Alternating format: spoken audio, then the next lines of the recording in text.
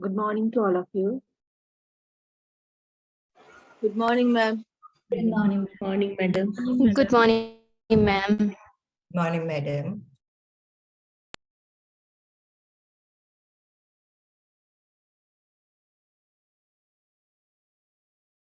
Till we have 65.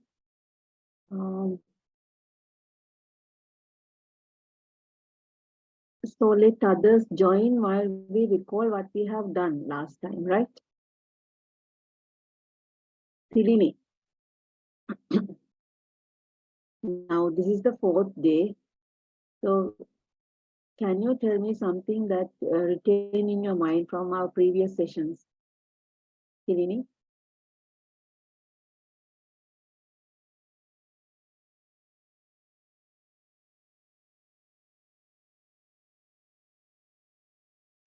Madam, about last session. Any sessions, because we have covered 3 sessions now.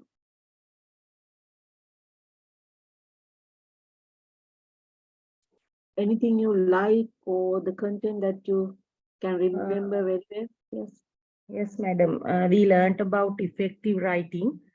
Then we discussed some features, and later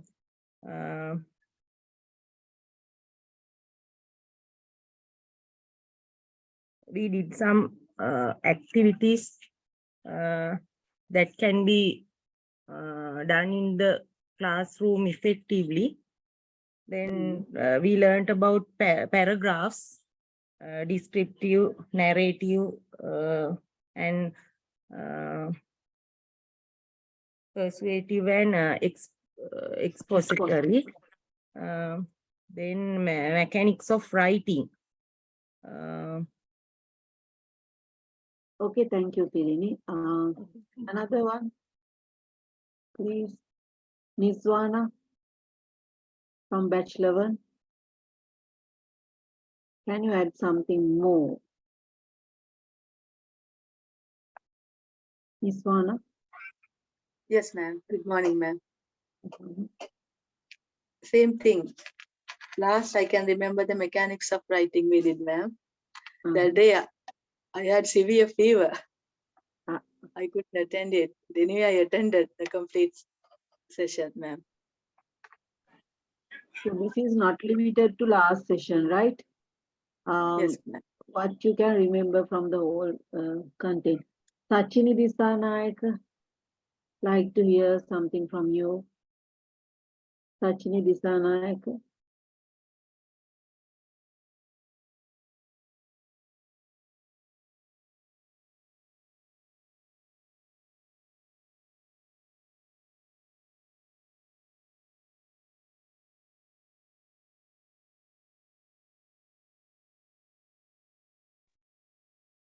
Sachini, you don't like to speak. Okay. Sajivan. Sajivan Srivarna Singh.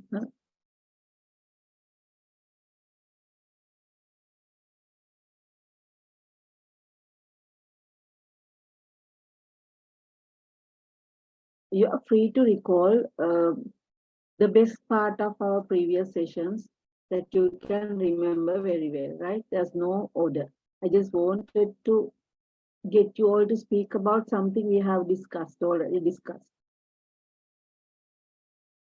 Sajivan, no.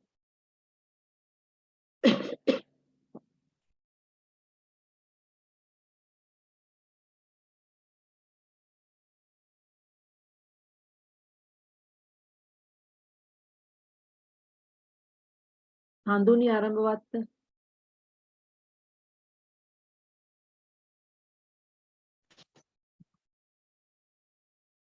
Ma'am, we discuss about subscales, writing pyramid, and what are the activities we can do for them. Thank you. Thank you, the previous speakers as well.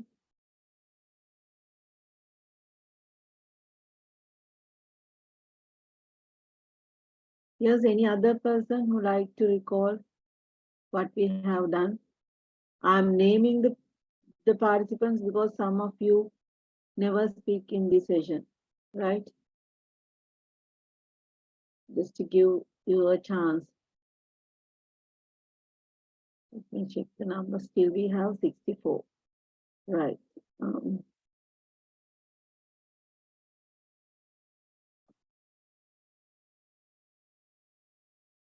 So what do you expect me to discuss today according to the syllabus outline? What do you expect me to discuss today? So today is the 4th day.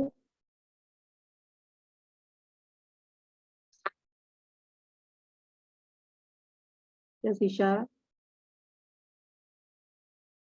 Can you guess the topic that we are going to discuss today?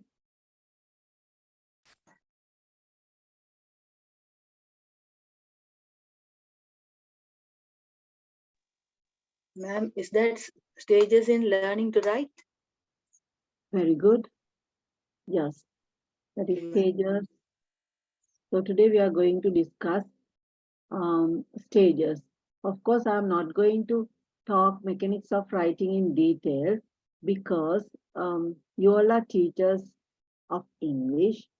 So I think I should not devote time that is for your self-study in detail, but we have discussed about mechanics of writing in general. Now it's up to you to discover when do we use question marks, commas, parentheses. Likewise, you have to discover, right? You can find this even from a very good dictionary, how we use the rules of using these, right? Okay, so I'm going to today's topic, and this is what we are going to discuss today. Stages in learning to write. When we talk about stages, what do you think about the relationship between these stages in learning to write and the stages mentioned here, the developmental stages of writing? You can see that we have 4 stages like pre-literate, transitional, emergent, and fluent. is there a connection between these 4 stages and ages?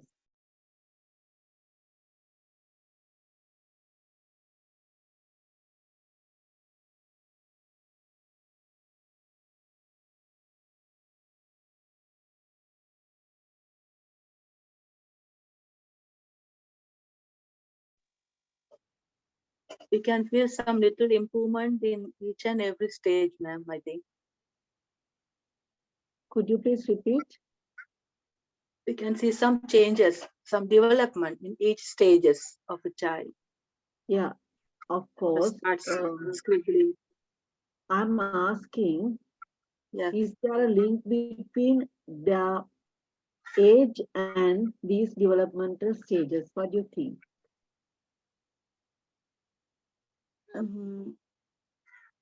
Yes, one can say, because with the development of their writing, we can see at the very first they start scribbling, then comes to write letters.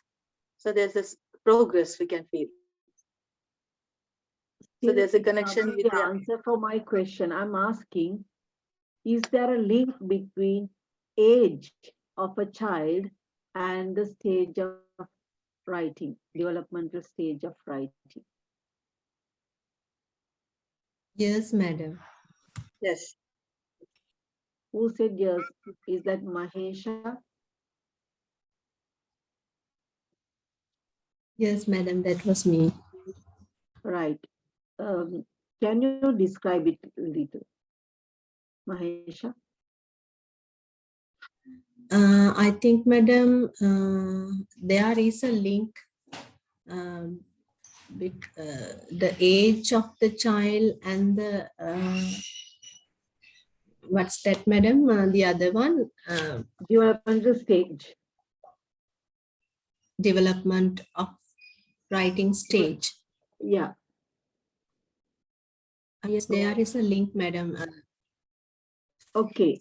Because so the you think, yes, go ahead. Yes, when the child grows up, there should be a growth in his or her development, in his or her writing stage, madam.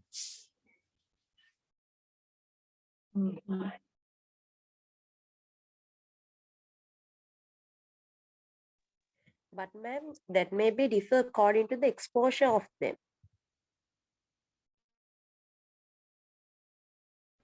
Yes. Sorry, there's a power cut, right? I don't know whether the connection, what will happen to the connection, right? Yes, you think there's a connection, something there's a connection. What is the last thing you said, dear?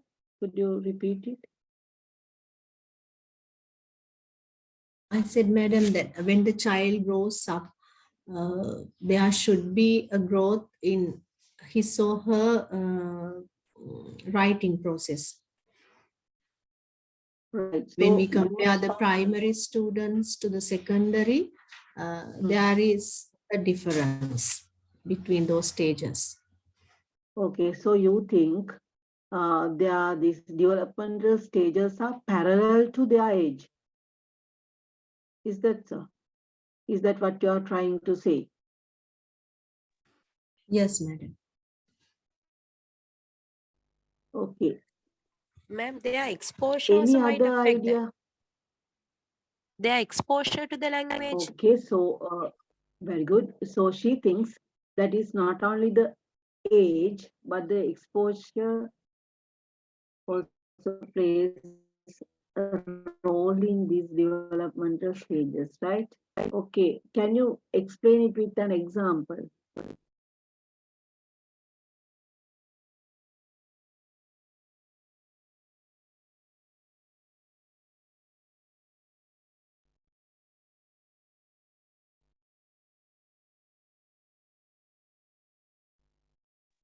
Yes, madam. I think that I don't know the name, that my friend is correct, that the background, that I mean the background of the child may differ, isn't it, madam? Not only the age. Give an example, what sort of, like this, what sort of background or exposure will accelerate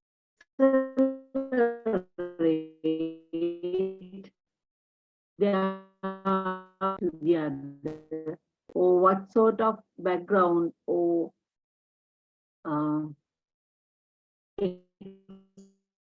exposure will switch to the other. Can you Ma'am, please give examples? if a Ma'am, child there's a is vast there, difference. There's a vast difference we can see when a child is brought up in an English speaking environment and where another child is brought up in a poor environment where she can't find English. So the environment plays a major role, I think. This is something we speak in general, right?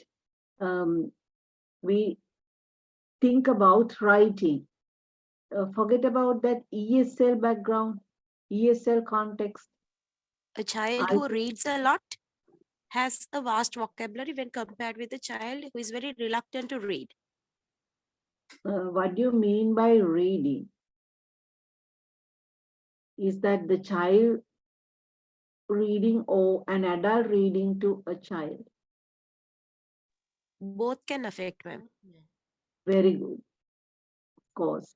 So this reading, either done by the child, this reading means picture reading or familiarity with print materials.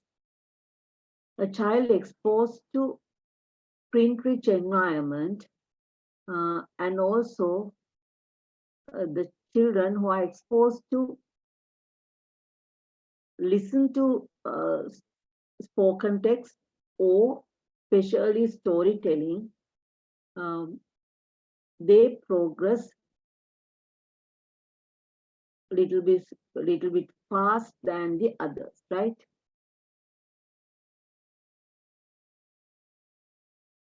It is common to any language, maybe L1 or L2 or L3, whatever the language,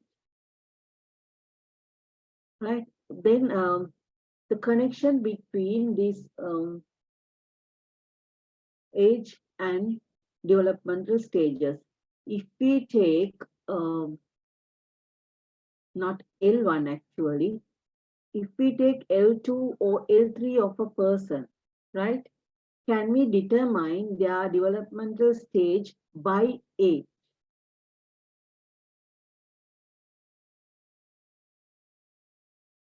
No, Very madam. simple question. I'm just letting No, you to madam. think.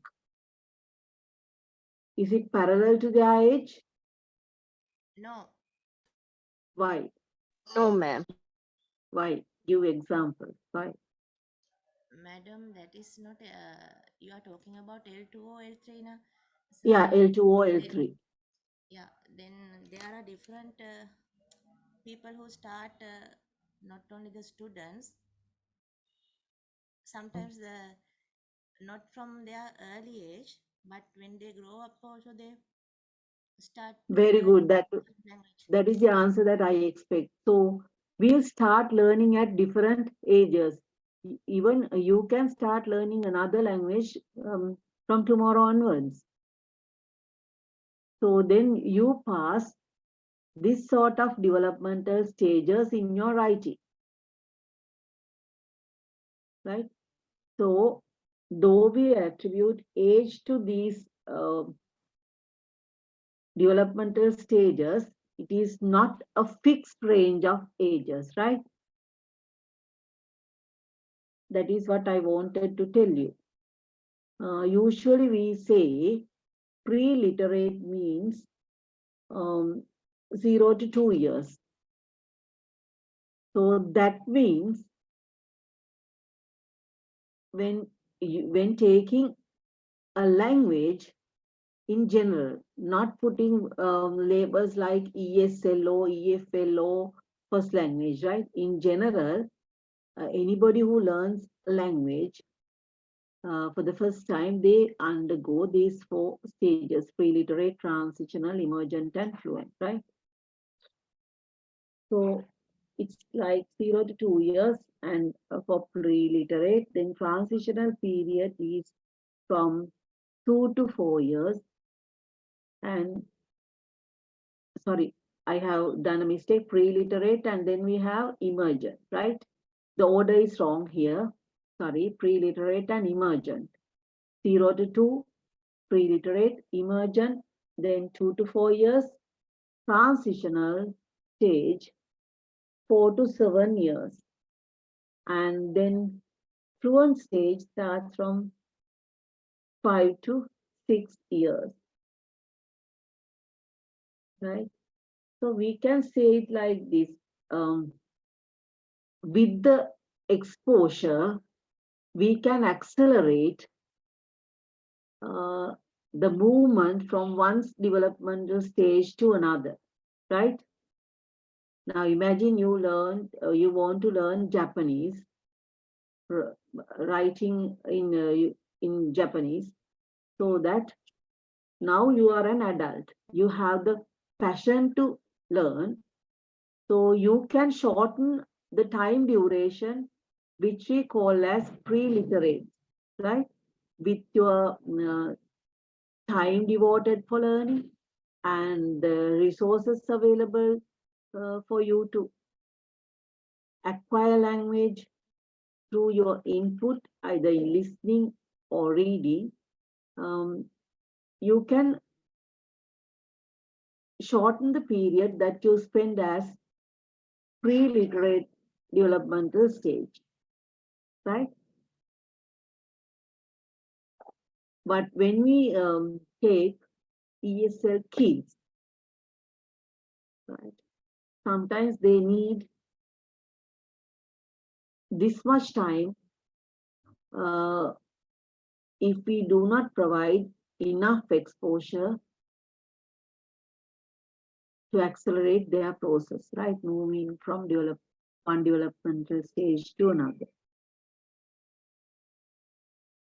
So that is why I did not mention the stage as an important factor.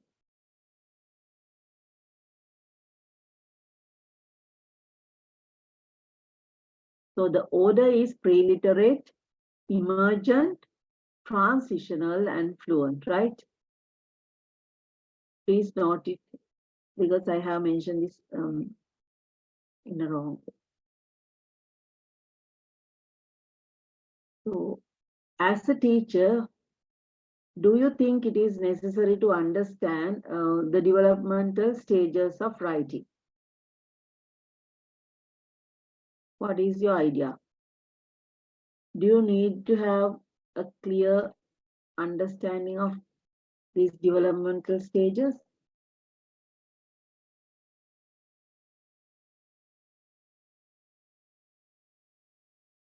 Yes, madam. Why?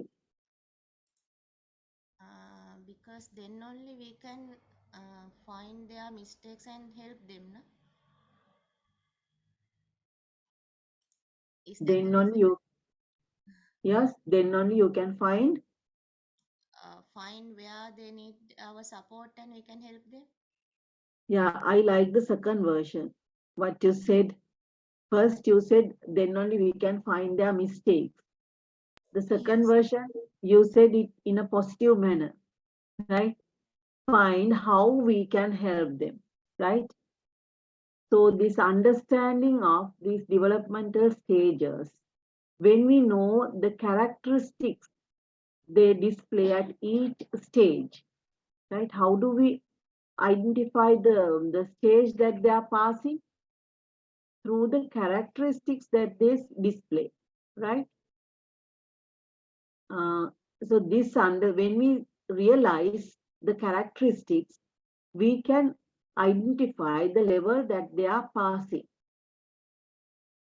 When we realize the stage that they are passing, we can plan how we can scaffold their writing, and through that we can accelerate or give enough time for them to improve the relevant sub-skills of writing at that particular stage.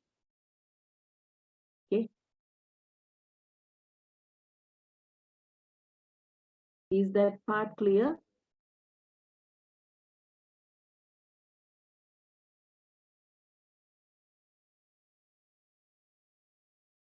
Yes, madam. Yes, madam. That means in those stages, in particular stages, we have to do the relevant things according to the age level and differences, the development stage. Do we consider age level? No. No. What is important No. is to identify where they are, whether they are at pre-literate stage or emergent stage or the transitional stage or the fluent stage, right? That is why even in grade 6, you can find students who are passing the emergent stage, right? Maybe they show you the characteristics of um, a learner in emergent stage in ESL, not in the L1, right? So then you have to adapt how you scaffold that unique individual, right? That is why we are discussing about these developmental stages of writing in ESL courses for teachers.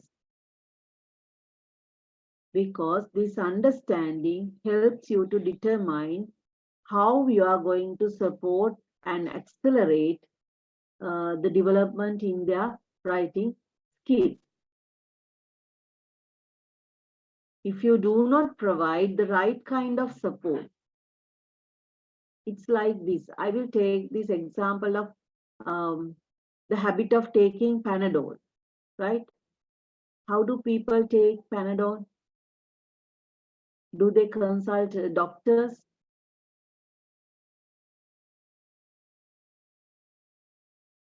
No, ma'am. All right. So when do they take Panadol? To overcome what sort of pains or diseases? Pain. Okay, when they have pain, where? Headaches. For headaches. So any other pain? Back Toothache. pain. Even for back pain. Then if you have toothache, all right, okay. Stomach. Ma'am, for each and everything, we used to take Panadol to as a Right. painkiller. So it's not specific, right? You don't know whether it will fit or not. In general, just to pass the time, just to survive, you take Panadol, right? But it's not a special kind of treatment. So when you do not understand the developmental stages of a child, what you do as a help is just similar to this situation, similar to taking Panadol. Why? In general, you are giving support. You don't know whether that the way you think is appropriate for the stage that child is passing, right? So that what you need to know the characteristics of each stage, right? When you know the characteristics of each stage, it will help you to identify the level an individual is passing in the process of writing.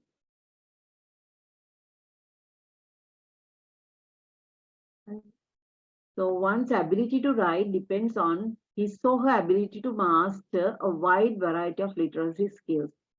That is what we understood by referring to writing pyramid, right? And the other content like sub-skills. So starting from very basics, even holding the pen or the pencil is a basic writing skill. The grip, how to hold the pencil is also basic writing skill, right? Yes, madam. And so we have to start from such a basic level and move to advanced skills of writing, right?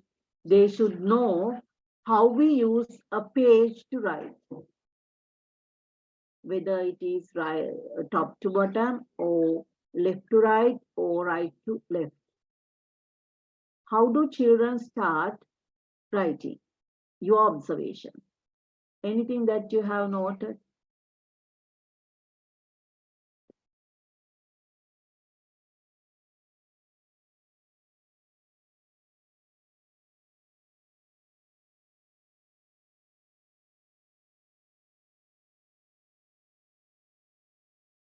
You haven't seen any child starting to write. When they write a Ma'am, in paragraph, prim- yes. Ma'am, Who's in trying primary, to, yeah, who's trying to talk about paragraph writing? That's me, madam. Is that the first level of writing? No, madam. It's an advanced skill, Yes. right? How do children start writing? That is my question. Here's the second person who wanted to say something. ma'am, they trace on the letters.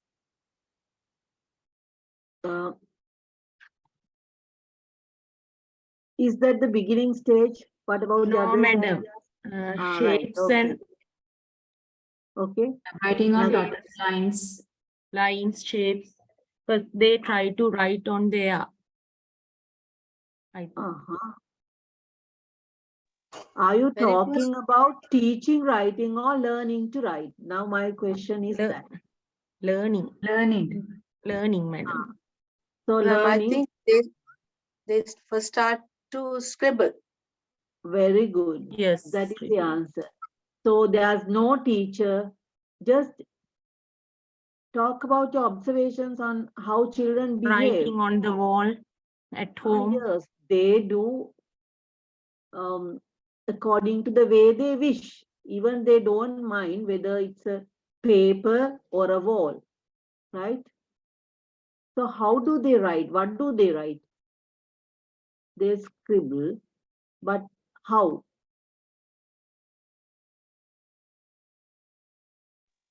Freely. What? Huh? Sorry?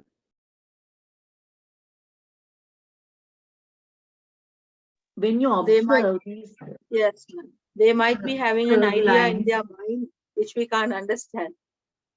very good. So they are trying to express something, but it is Yeah. not, we cannot recognize, right? Yeah. From their scribblings, we cannot get get any idea. Yeah. Okay. And As usually, as mothers would try to punish them then. Okay, that is a terrible situation. So you punish Yes. them. No, ma'am. When they scribble on the car and all, we try to punish them without understanding their feelings. It's a great mistake we do. I agree. Yes. Okay. Yes, ma'am. Mhm. What about drawing, ma'am? Then with the scribbling, they used to draw something. Na? What they have in their mind, they can draw. Who is this soft speaker? Can you raise your voice, dear? Your idea is really important. So could you please increase your volume?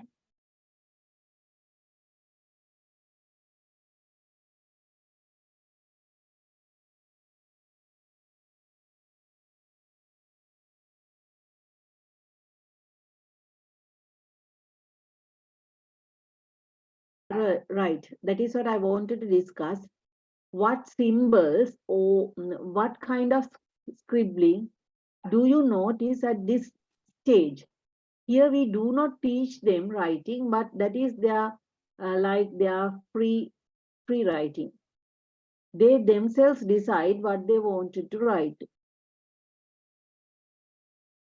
The shape of their writing. First, I and think also, madam, when they are the straight writing, line, there's Could you straight please lines, I raise your hand? Could you please raise your hand when you want to speak? Then I can listen to all your valuable ideas. I heard the Jen's voice first time, yes? It's me, madam. Mostly All right. circles, madam. Circles and lines. Circles and lines. Okay. Mm. Uh-huh. So he says circles and lines. Okay. Who has raised hand?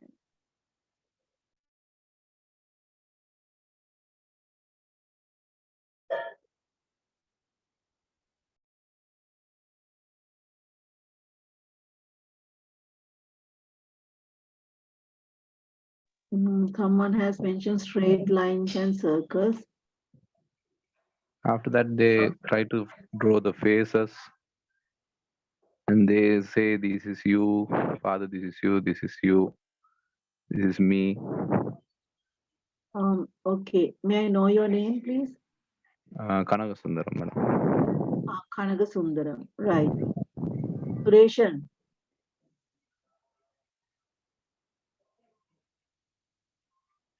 Kanaga Sundaram is your name, Sureshan? No, no, Kanagasundaram, madam. It is Kanaga Sundaram. Kanaga is Okay. mentioned. Right. Okay. Right. Do you have kids at home? Yes, madam. So I realize that is your very close observation, right? Yes. Okay. Yeah. So these things actually you observe. If you have kids, you observe. You can very easily realize the stages when you observe your own kid. Because this pre-literate stage, where do they spend their time actually? Do they spend their time in school or preschool or at home? Where do they spend? At home. At home. Yeah, maybe at home or preschool, right? We don't know, but not in school. Purnima Sirivardhana, I like to hear why. Yes, ma'am. Sometimes we have seen like very light, soft lines. Sometimes they are drawing with a like hard lines, like with thick lines. Sometimes. Very, yeah. So what affects this thick and soft lines, thick and thin lines? The way they hold the pencil? Yeah. Very good, That very pencil? good. Yes. Good, good. That is how you have to think. Yeah. It depends on the tool that they hold and the way they hold. Sometimes mostly they use crayons, Yes. right? And sometimes they use, very rarely, children at this stage hold pencils. Either they use platinums or crayons. And the way they hold, they put more weight onto the tool that they are holding, so the lines become thick, right? Right. So, And also, madam, they are start drawing from bottom to top, right? I have seen something like that. we cannot specifically say it's bottom to top because children start at any point on a surface. Maybe at the top or in the middle or at bottom. Right? Whenever they get a kick start, they don't mind the place that they start writing. And sometimes the paper tears also because they try to press the pen or the pencil. Yeah, maybe. Yeah. Right. So one's ability to write depends on his or her ability to master a wide variety of literacy skills. So that teachers need to have very careful observations on how they move from one developmental stage to another to provide them very strong support, right, to enhance their sub skills. We should not skip these stages, right? The failure in one stage affects their development in the next stage. These stages are linked, so that we need to open our eyes and observe our learners very carefully.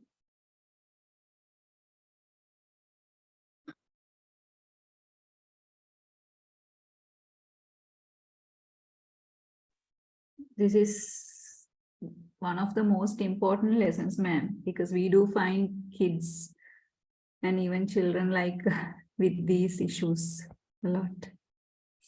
Yes. Madam, excuse me, are we talking about the pre-literate stage of writing? I just asked how now only I came to this stage, right? I elicited your general observations, how children start writing. Your observations, that is where we started, right? Because when you have this prior experience activated, it's easy for me to build the new content. I'm going to label your experiences technically. Now you have observed how children start learning, and I'm going to label what you have spoken by now technically, because this is a professional study, right? Is that clear? Now Yes, only I madam. came to pre-literate stage, right? Within this pre-literate stage, we can identify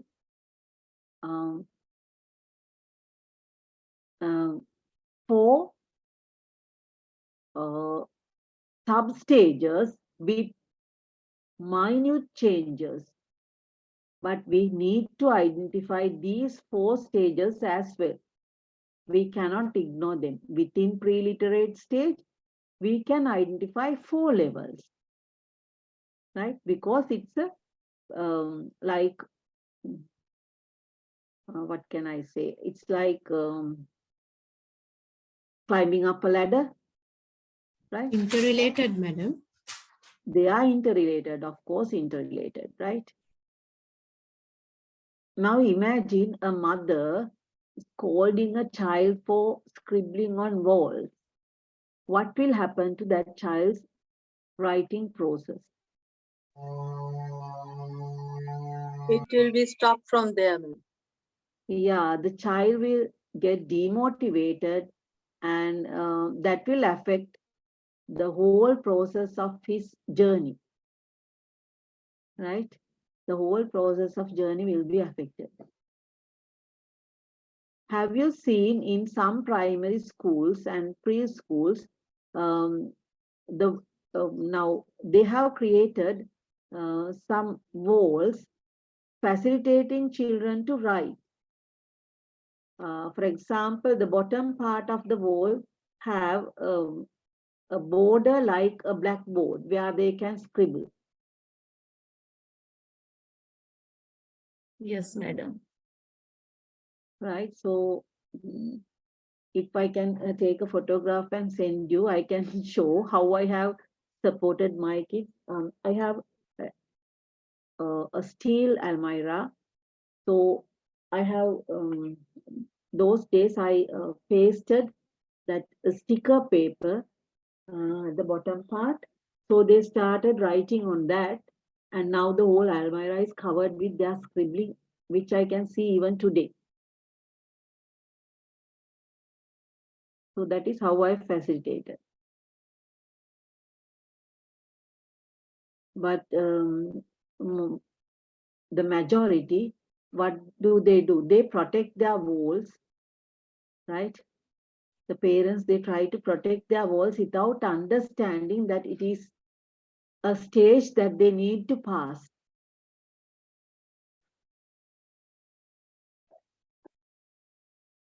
Okay.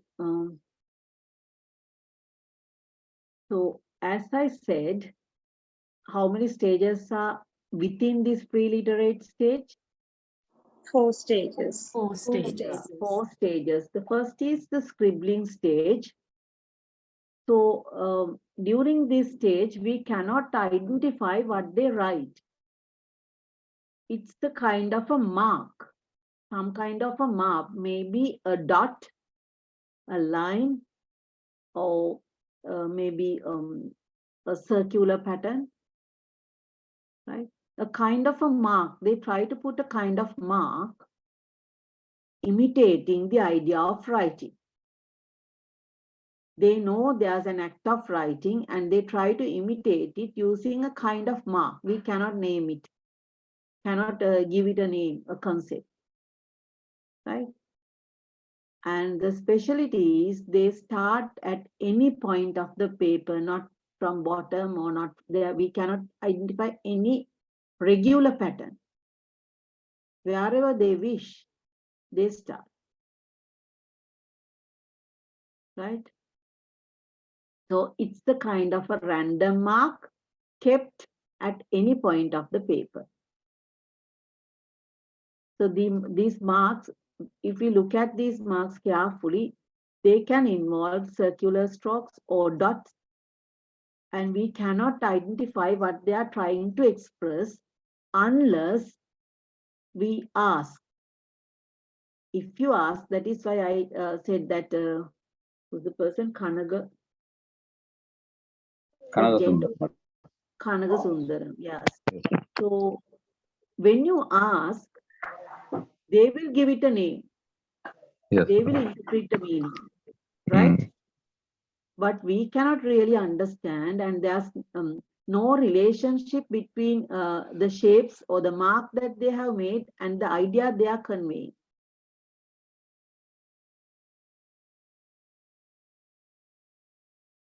Right? They can put a dot and say, this is my home. So what I wanted to say is there's no connection between these shapes and the real ideas, but when you ask, they can give the meaning. Right? If you are a mother or a preschool teacher, what should you do during this stage to accelerate their development in writing?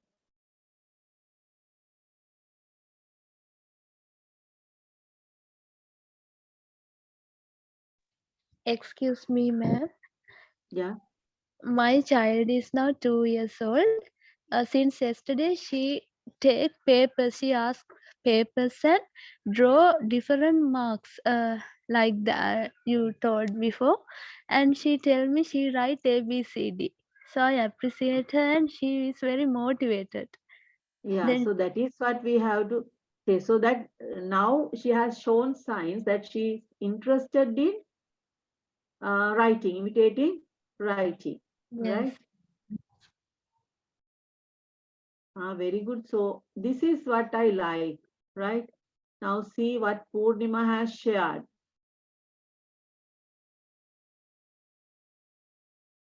Can you see the images she has shared in the chat?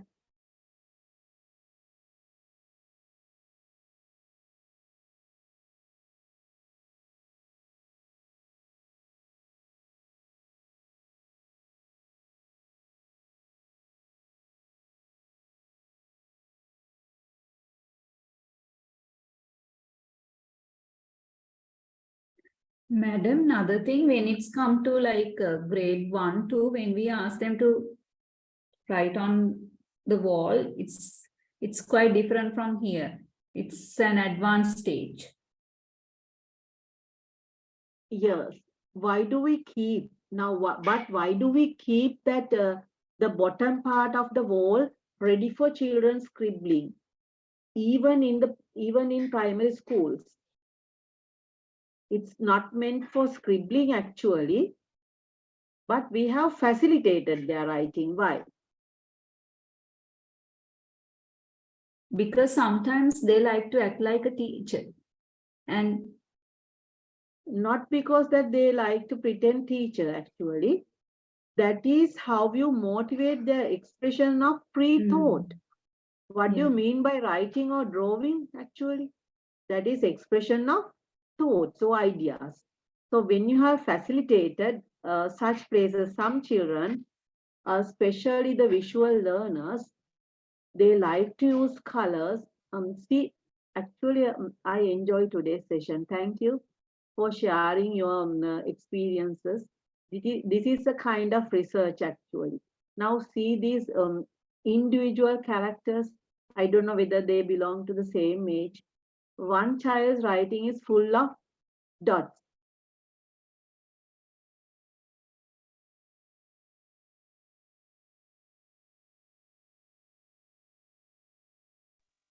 Hello, excuse me, madam.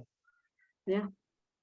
Madam, I think this awareness should be given to all fathers and mothers that they should provide a place at home for their children to scribble. So they may Yeah. think that it Now, will can make you ugly. see this scribbling?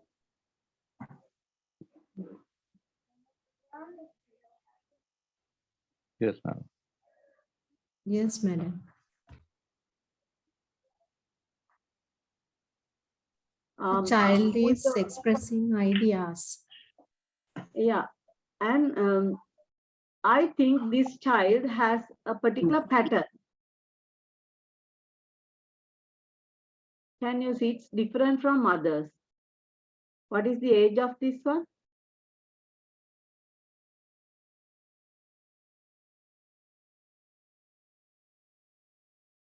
She is now 2 years, ma'am, for this Right. month. It's like she is imitating to put a signature like. There's my signature also, ma'am. It's my paper. Right. Now see, your signature is there and even the writing is similar to a kind of a signature, isn't it?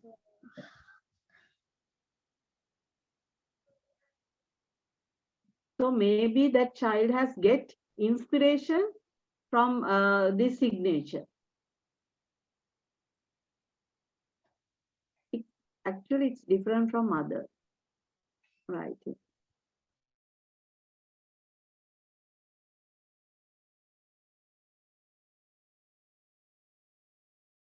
Now see this one.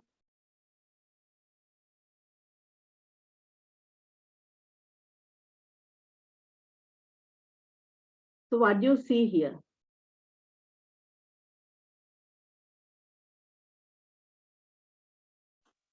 The child is trying to express ideas using different colors, ma'am, I think.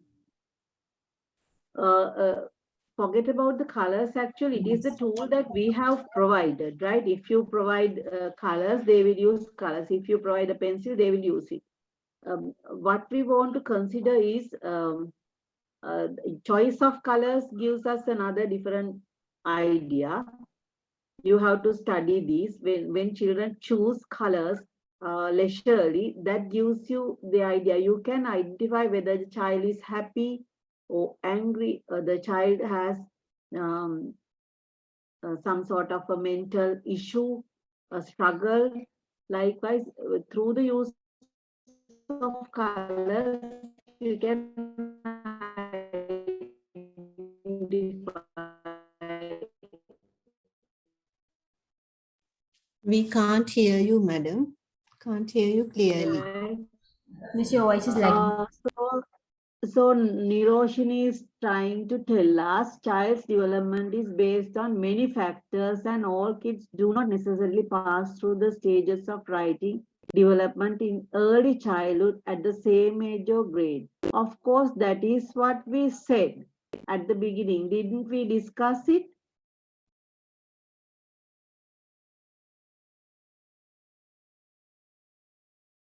Didn't we discuss this?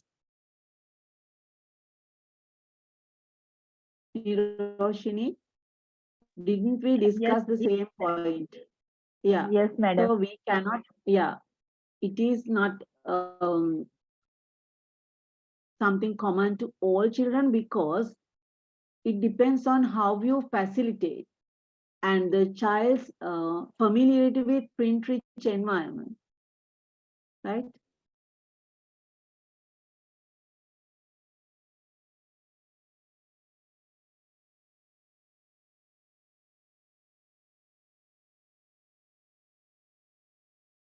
I'm having a technical issue. Wait, I have to sort it first.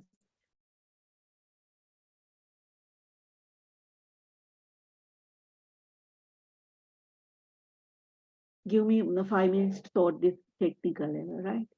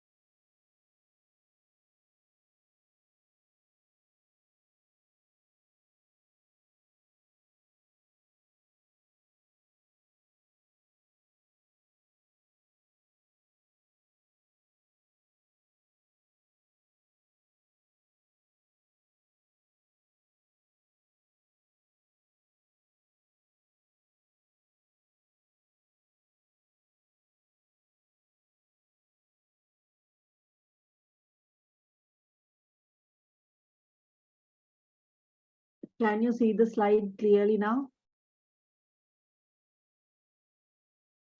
Still not, madam. No, You cannot see it? no, no, madam. Oh, my goodness.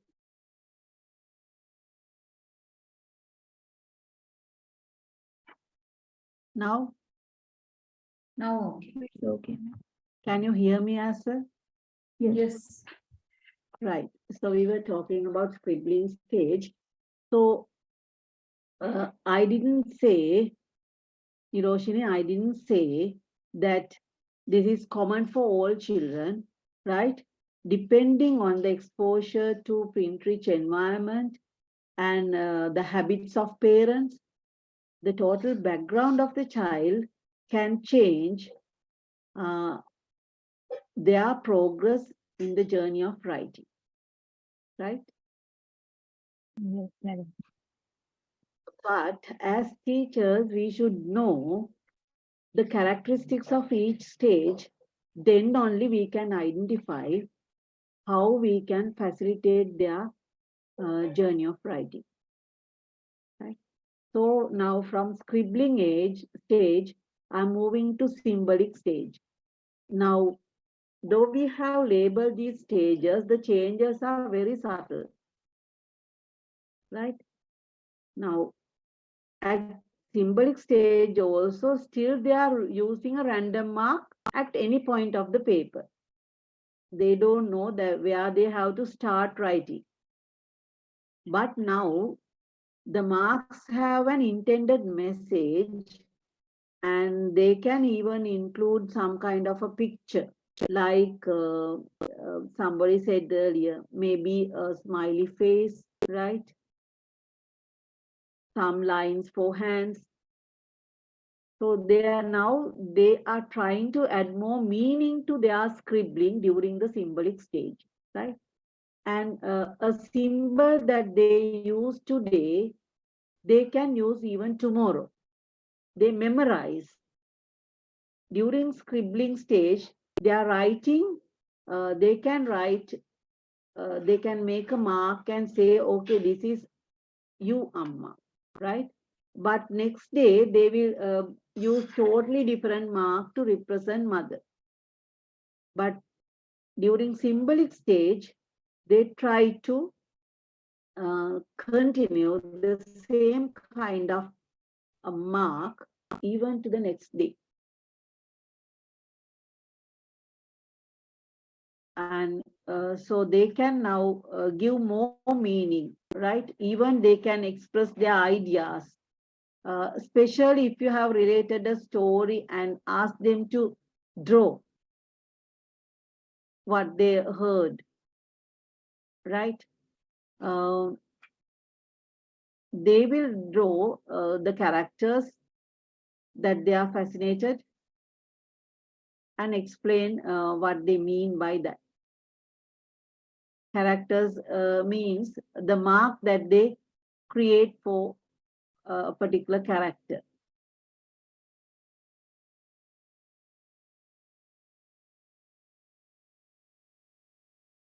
Yes, Kavisha, what do you want to tell?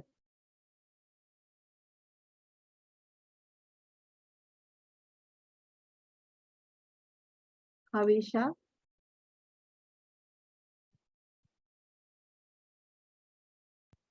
Can you hear me? Kavisha? Yeah, Kavisha, you have raised hand. So, Yes, madam. As you said, my baby is now she's in grade 1. When she's 3 years old, she gave us for particular person. She gave us colors. That means I am. She presented me in red color, and her brother light blue color, and her father in dark blue color, and her grandparents are yellow and green. Now still she is drawing like using those colors, madam. okay. So there's a psychological factor associated with using colors, right? So the red color used for mother indicates that she is so much attached to mother than the whole crowd.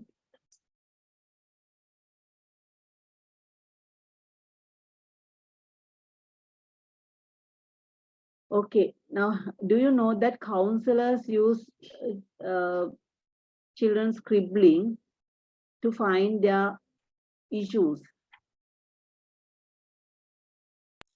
Yes, madam. When the kids they use dark colors, it says that they have something. I cannot hear you. Sorry. Madam, just now I attached another picture. Maybe in this picture, somebody might have related the story so that the child is trying to express by drawing, by listening to the story. Maybe birds must be there and the sky.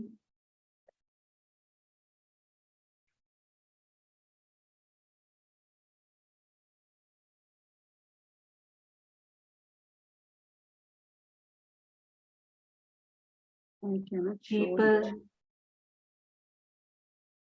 Yeah, I can see. I think all the others also can check the chat.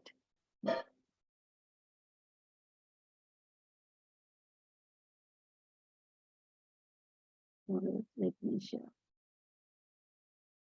Can you see it now? Yes, ma'am. Right, of course. Now this child has given more meaning. So each piece of or each mark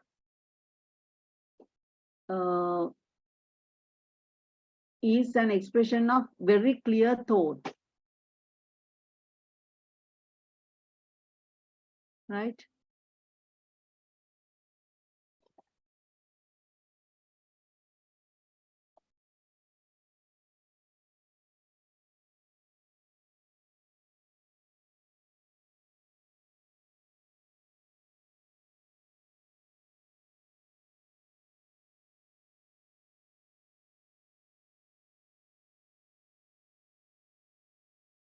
So how many stages have we discussed? We started from scribbling age and we moved to Directional scribble. We were in before that we talk about symbolic. Symbolic, yeah. Isn't it? So these two stages are in pre-literate. They are, today I have this issue of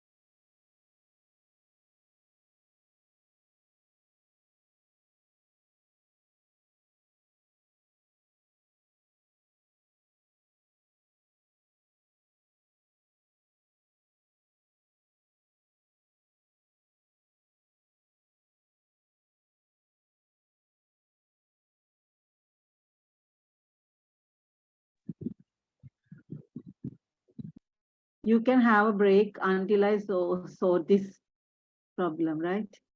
10 minutes break. Okay, ma'am. Okay, ma'am.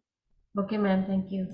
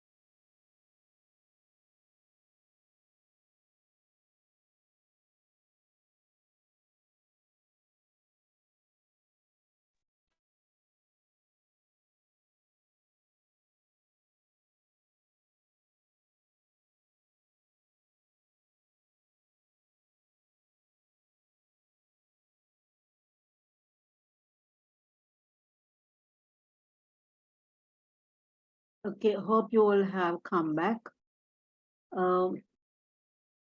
Directional scribbling, we move to directional scribbling. Are you all following?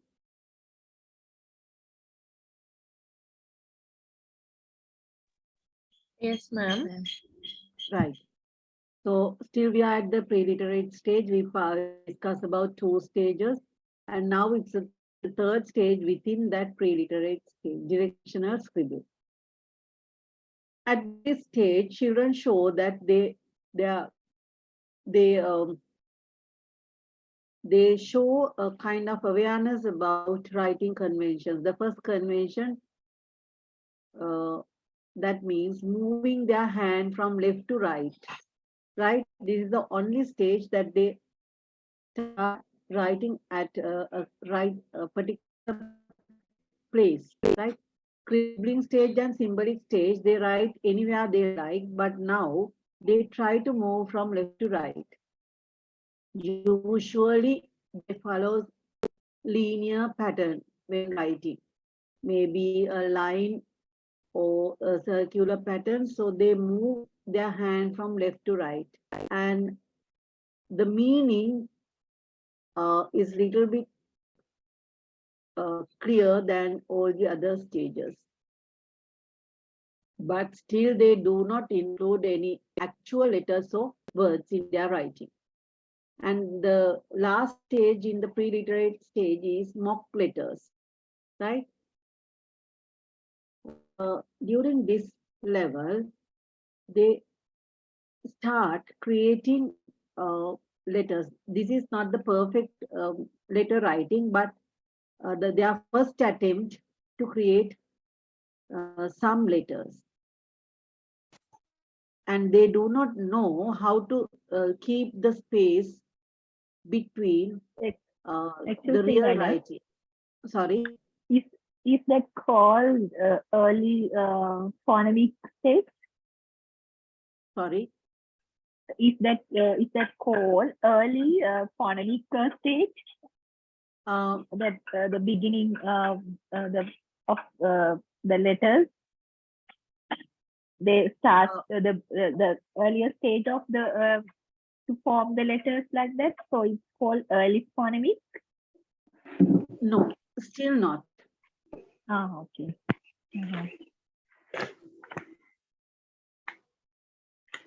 Right. So now we are discussing. We have completed the pre-literate stage. Pre-literate, right? This actually, the mock letter means it's a kind of the shape of a letter, but not the correct formation of the or the size of letters, right? It may look like the shape of a letter. Now I'm moving to another.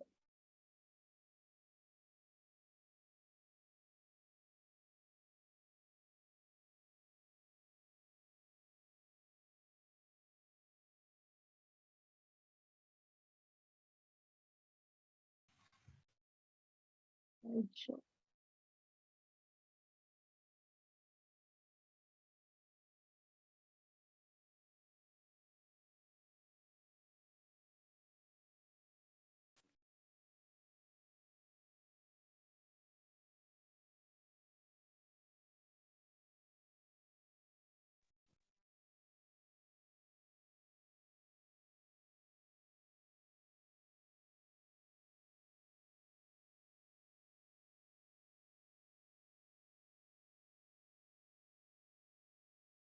Right.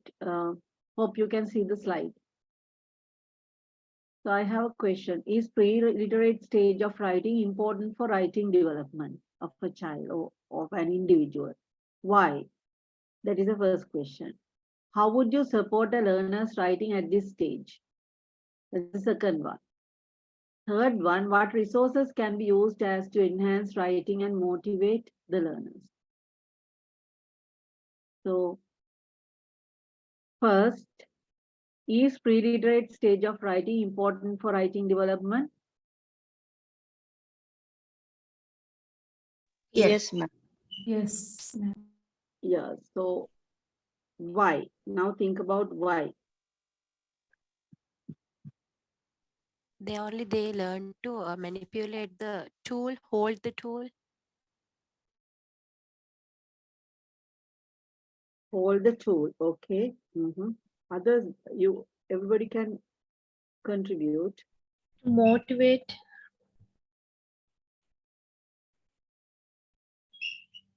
Yes.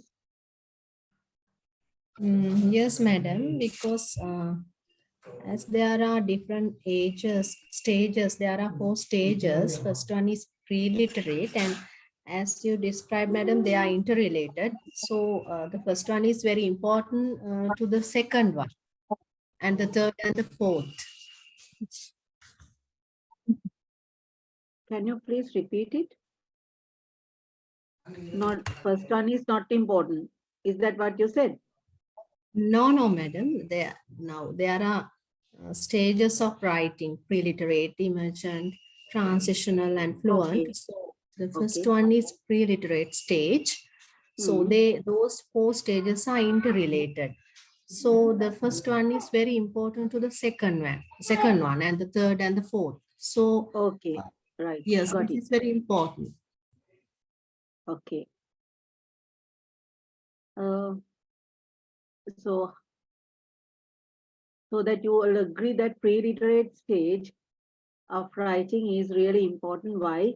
During this stage, only children inculcate a passion for writing or an interest for writing, depending on the background.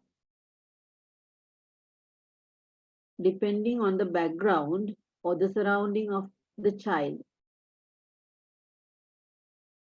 Background mean the people and the resources available. People and the resources available, right? So actually what they do is they make a mark during this pre-literate stage. They are attempting to make a mark. We call this mark making stage. How would you support a learner's writing at this stage? That is my second question. And eye and hand coordination part. Yes, very Yes. good. Not only that, actually, there are many other things if you check. So this is the base for their literacy improvement, right? This mark making is the first step of their literacy improvement. And these marks is a kind of expressive art and design. And through that, children develop a sense of self-expression. They find a way to express their self. And when you facilitate this stage, they enhance their creativity. So they are just marks. Through that, they try to express their thoughts. And when you motivate this, they enhance their creativity as well. Right? And as somebody said, it helps their physical development as well. Right? Eye-hand coordination, we call it, they develop important muscle coordination and even fine and gross motor skills, right?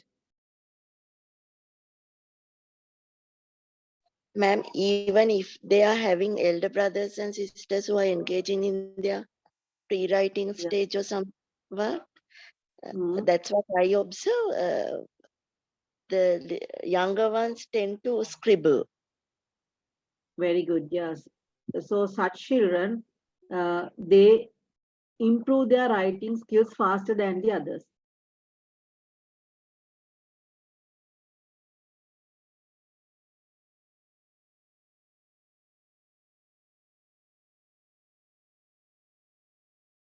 So how would you support a learner's writing at this stage?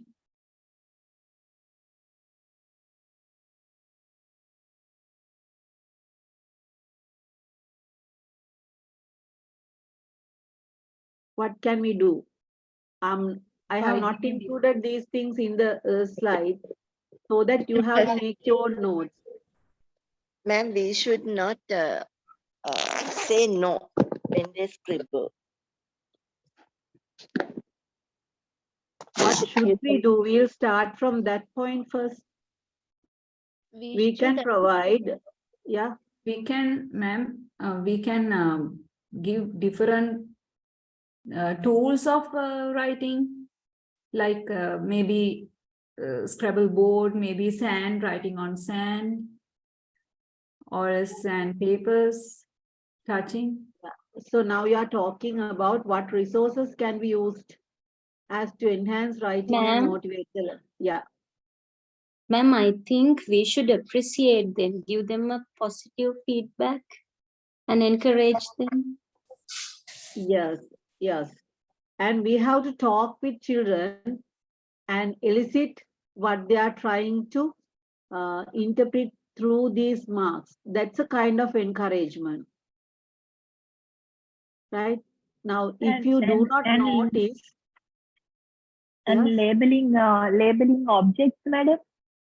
Very good, very good. Have you seen these preschool teachers? They relate stories and then they ask them to scribble. They are not actually the real symbols. If it is a rabbit story, instead of a rabbit, maybe they have put a dot. But when they elicit, when the teachers elicit, they say, okay, this is the rabbit. Likewise, they describe or retell according to their level. And then what do the teachers do? They check their progress of vocabulary by labeling these marks, right? So these teachers writing help to capture their continuous progress, how they enrich their vocabulary. And the other thing is you can plan ways to provide more opportunities for children to recycle or reuse the learned vocabulary, right? So that is the way you can support the learners writing at this stage. Actually, what we have to do is talk more and more about their marks and relating more and more stories, right? Eliciting their ideas and moving to resources. As somebody said, if we provide them a range of equipment of different sizes and shapes, like crayons or even sticks to write on sand using sandboards, different activities like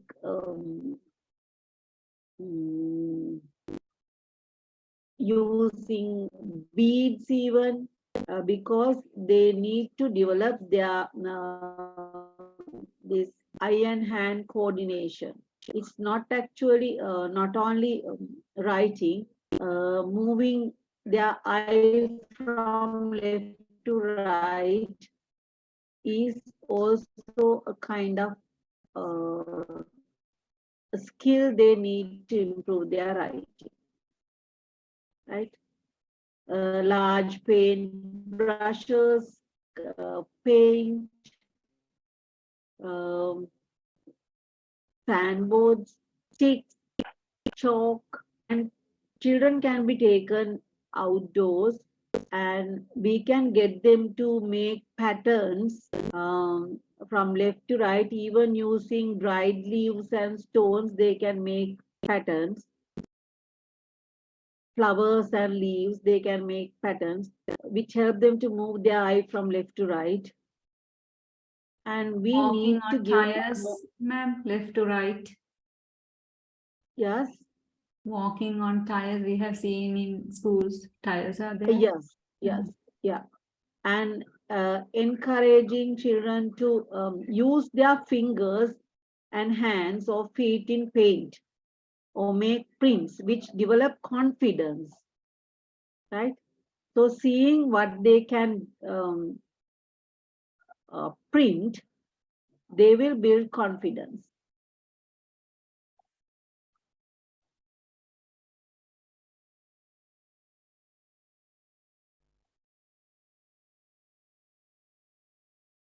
right? And what about that making pattern cards?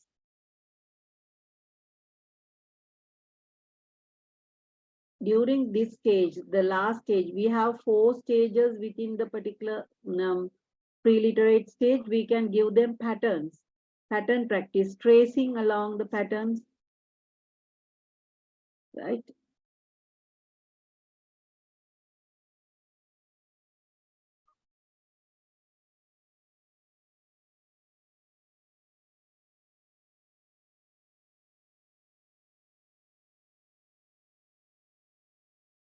Now we are moving to emergence stage. There we have, once again, some clear sub stages. The first thing is strings of letters. Strings of letters means they start writing letters, but without like without keeping space. It's just a string of letters. But they pay attention to the words around them. They try to copy the shape of the words, but do not pay attention to spacing. Sometimes their writing may be backward letters. The writing may include backward letters or some coordinated letters, right? And then they move to groups of letters. They identify a word means a set of letters, not one complete string of letters. And now during this stage, they try to break the letters into sets, but still they are not confident in spelling, right? Do not think that they know spellings. And within the emergent stage, they start labeling pictures. For example, to express the idea of a cat, they can include a picture.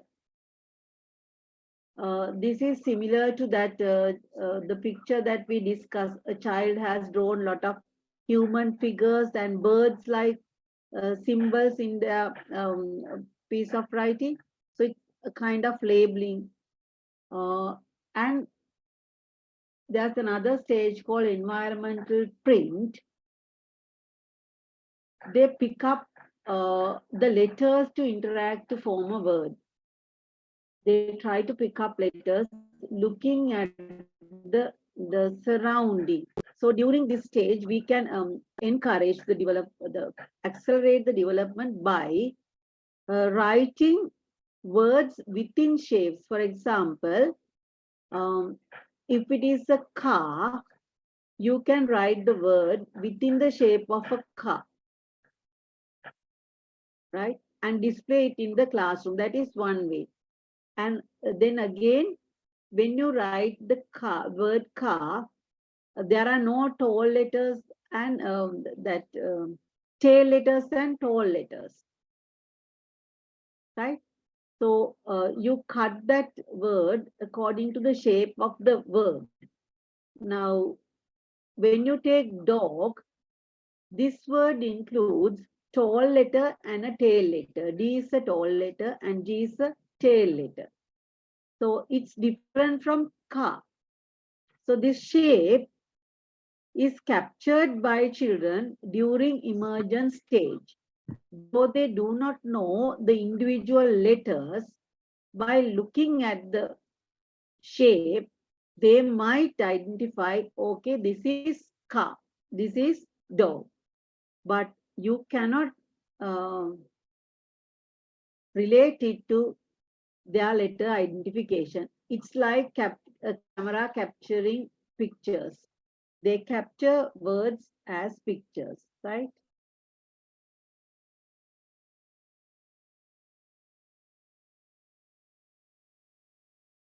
So how do you support learners at the emergence stage? Anything to add?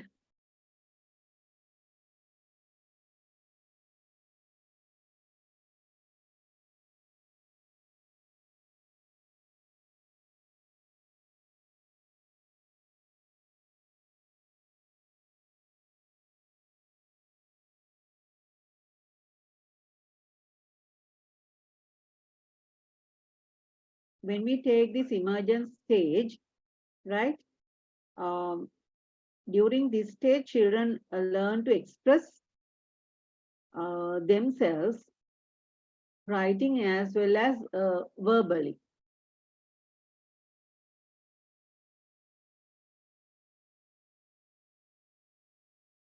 Okay, always Purnima is sharing some relevant images, so you can check them in the chat.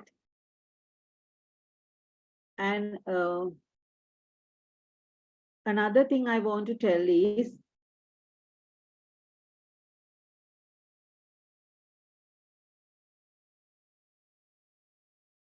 now we have to encourage listening to stories and encourage their kind of writing using picture symbols to express their thoughts. And like the previous stage, teacher or a parent can transcribe their ideas into written script through eliciting questions and prompting. You can reveal what they mean and label it, right?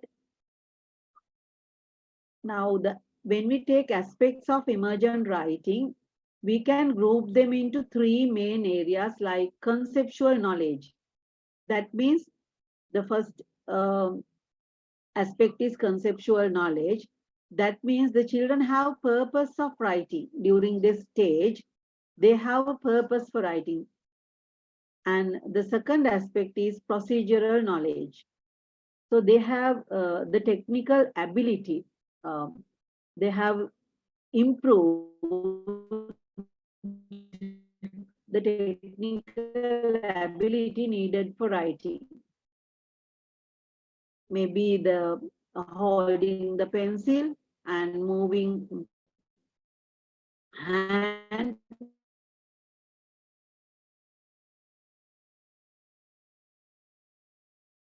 to mouth knowledge, and they have developed meaningful phrases. So just check the images shared by Purnima, and then you can have very clear idea for this generative knowledge. So they can use just an easy letter like I. To symbolize love, they can use the heart, and they can use the picture of dog to express their idea, the complete sentence, I love dog. Something like that.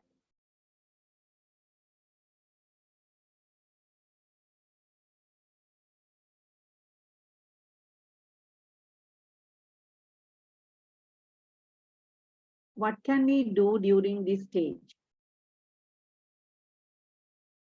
Right? We have to give them more opportunities to imitate writing.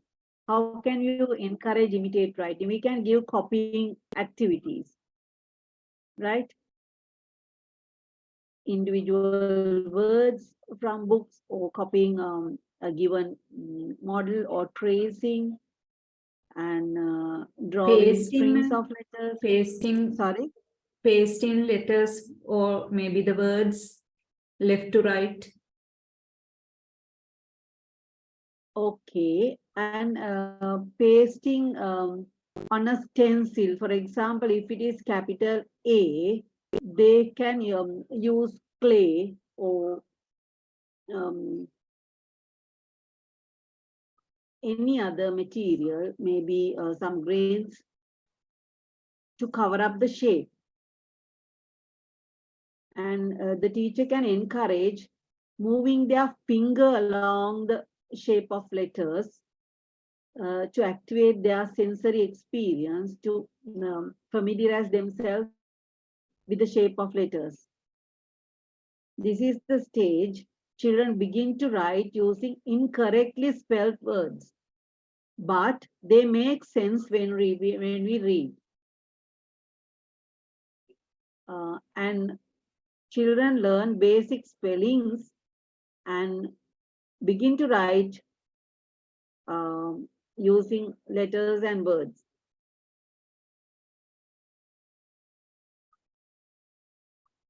What we need to do is encourage them to or provide opportunities for them to experience that writing is a kind of fun activity, right? We have to let them get satisfaction, fun related activities. And we have to encourage them to communicate their thoughts, and we have to record their ideas. Teachers can demonstrate, do many demonstration activities.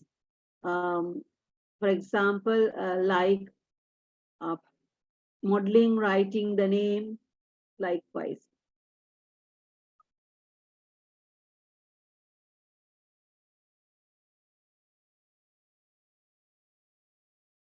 Like the previous one, we can provide different writing tools as a way to improve their fine motor skills, right?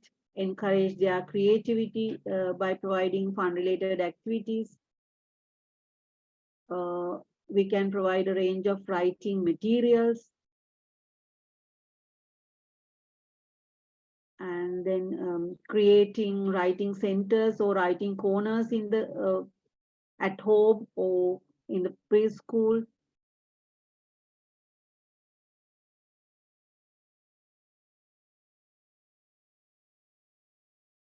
Right. So basically, during this stage, we have to remember that we have to model writing, unlike the other stages. Right.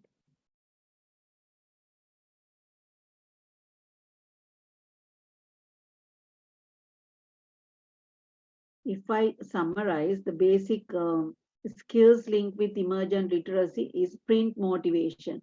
So we have to create interest and enjoyment of books by providing them more and more picture books and big books, colorful books for them to turn pages and read.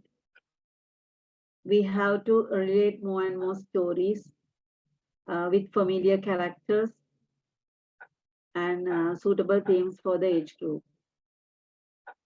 And we have to elicit to check whether they are able to name the things in the immediate environment, checking vocabulary. And we have to teach them how to turn books, handle books, and follow words using their pictures of fingers, likewise. And we can improve their narrative skills as well, parallel to writing during emergence stage.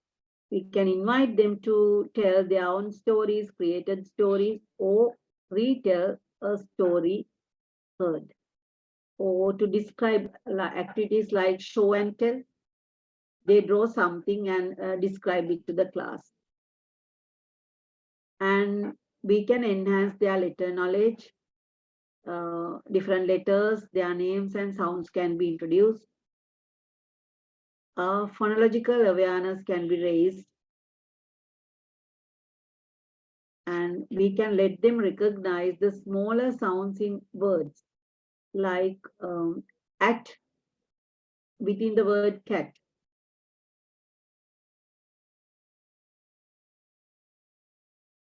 Rhyming, man. Rhyming Yes, words, right. three-letter Yeah, words. so even introducing, getting them to recite poems with very simple poems with rhyming words, right? And remember, parallel to letters, they can start writing numbers as well, because numbers also contain some lines. So that is easy for them to start writing. Now we move to transitional stage. Miss, I've got a doubt. With regards to previous stage, what is environment print? Yes, didn't I describe? Okay, let me go I back. couldn't follow that, miss.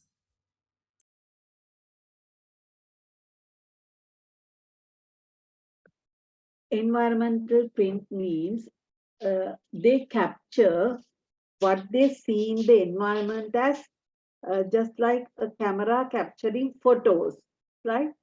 They do not know individual letters or the shape of letters, but what they try to do is imitating or making a print of what they see in the environment. If you have Best example is tree, madam. Tree. When we draw, small children, when they draw tree. Yes, yeah. So that is why even, so they look at something and copy it, so that there's a tendency of writing like reversing the letters.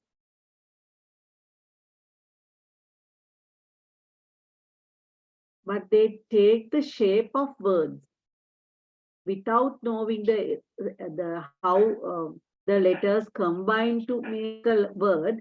They just copy it. That is why we call it environmental print. So therefore, attention is focused in what they see around. Is that clear, dear? Yes, miss. Thank you.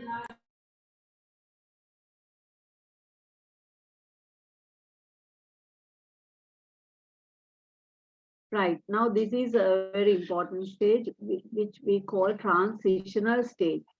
They start to use single letters to represent sounds or the whole words. For example, I went home can be written using I, W, and H. And children can say, I have written, I went home. For them, that's a sentence. We see only letters to represent each word, but for them, it's a whole sense of a sentence. That is why we call it word representation. And letter representation, right?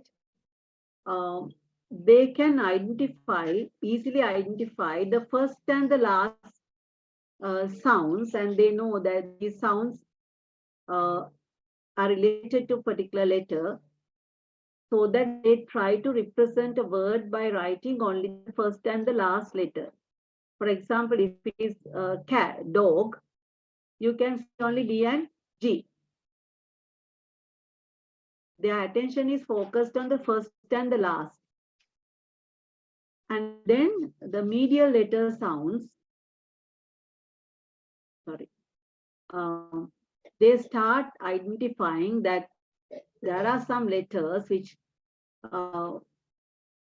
make particular sounds, and they try to attempt to them. This is the place where we use more CVC words, introduce CVC words, consonant vowel consonant words.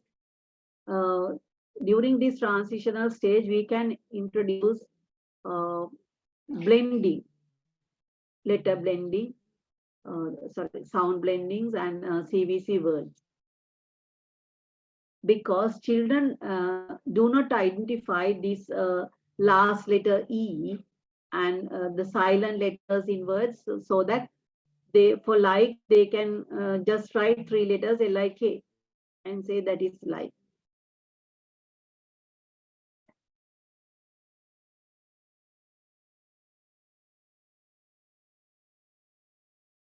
How can the learners at the transitional writing stage can be encouraged? Can you think a little?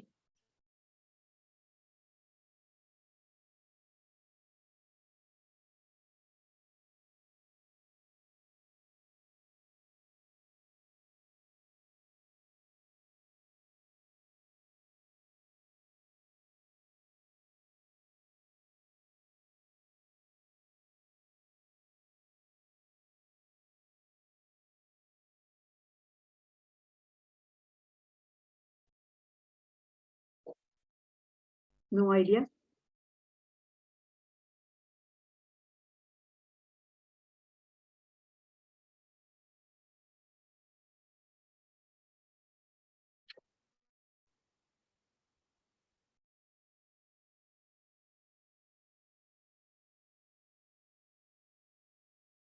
Depending on the characteristics, what can you do?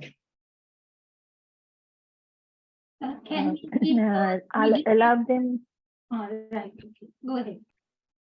ask questions and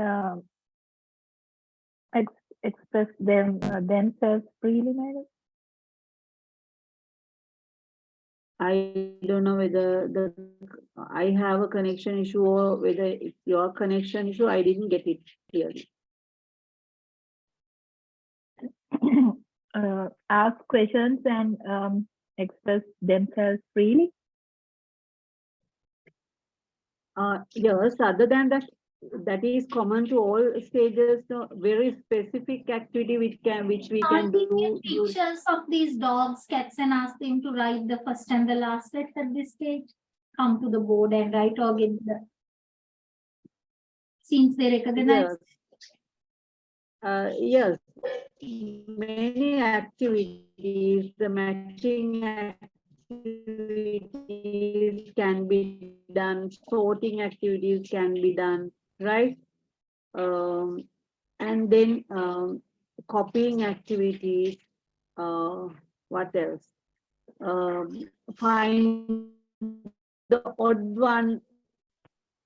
By color the first letter. Like, since they know the first and the last letter, yes, color the first letter, okay. Arranging the letters, madam, letter cards for certain words. Arranging the letter cards, right? And you have to start teaching, providing more time for this letter blending, segmenting, all these activities, taking CVC words, right? Transitional stage, we start teaching CVC words. The previous stage, emergent stage, we can use sight word recognition. Why? Children take words. Sorry. Sometimes you are lagging, ma'am. You know, things are not very clear. Sorry, maybe connection issue. What I said was, during emergent stage, we can introduce sight words. I think I have discussed sight words. There's no particular pattern for these spellings. For example, the words like the most commonly seen words like the, like, have, yeah, so are, am, is, these frequently seen words can be introduced through storybooks. Likewise, we can get them to copy. For example, rabbit said.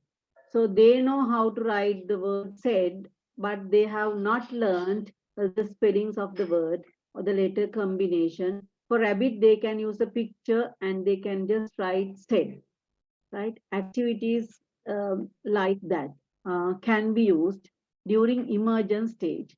But during transitional stage, you can introduce segmenting and blending, focusing on CVC words, right?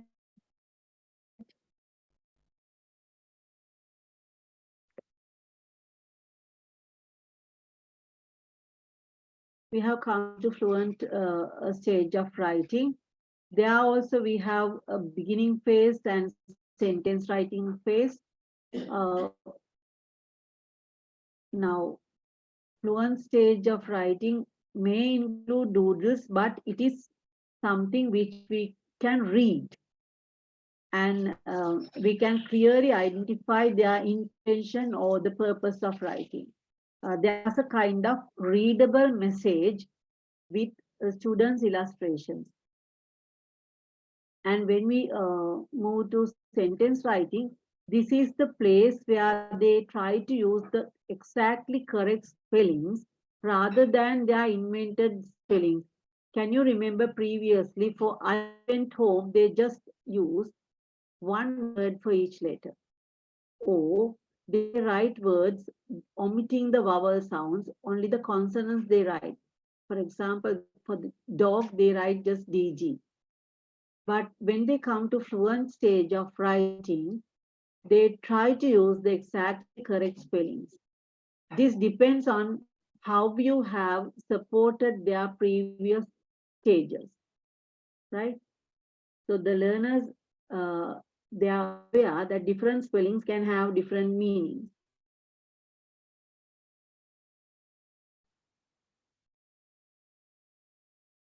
And they try to punctuate many known words, and they try to use correct spellings as much as possible. So this is a place where you can introduce the conventions of writing a sentence, like we capitalize the first letter, we use full stop. The end marks of punctuation can be introduced at this stage.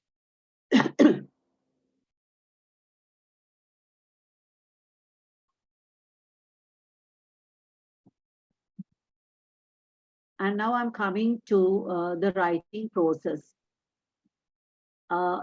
Actually, we have to discuss the approaches of writing, but according to the topics that are lined out in the syllabus, I have to follow this path, which actually I feel a little bit uncomfortable because I think it's meaningful for you all if you know the approaches first and then move to the process. But according to the line out, I have to do this first and then move to approaches after your midterm test. So this is one kind of writing where we follow a process. I think even we have done this, like we first, when we have a writing task, what is the first thing that we do?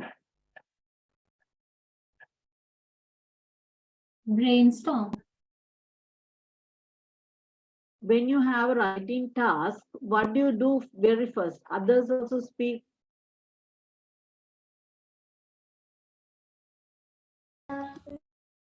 Your background knowledge and what is background knowledge. What was that word? There was a specific word for background knowledge.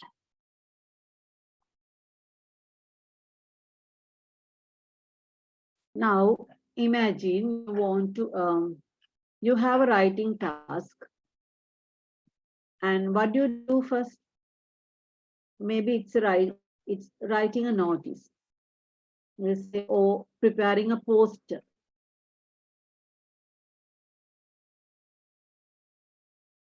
What do you do first? We jot down the main ideas first. Is that the first thing? We think what to relevant write. words. Activate their prior knowledge. First of all, they should understand what they are going to do. After that, for example, if they are going to write a poster, they should understand the task. Right? What do you mean by the task? The question. Say what is What the a next poster topic? is.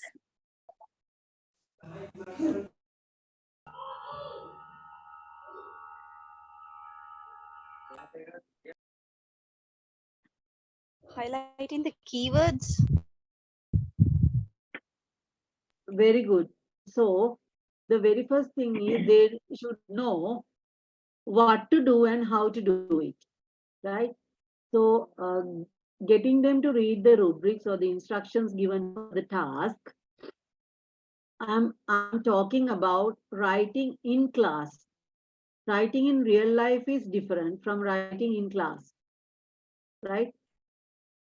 Writing in class always follows a task. So the first thing is getting students to understand the rubric through getting them to identify the keywords which explain them what to do and how to do. Right? After that stage, you can activate their prior knowledge through eliciting or using a picture or using a model. Likewise, there are different strategies to activate prior knowledge, right? Prior knowledge related to the context and the text type that you are going to handle.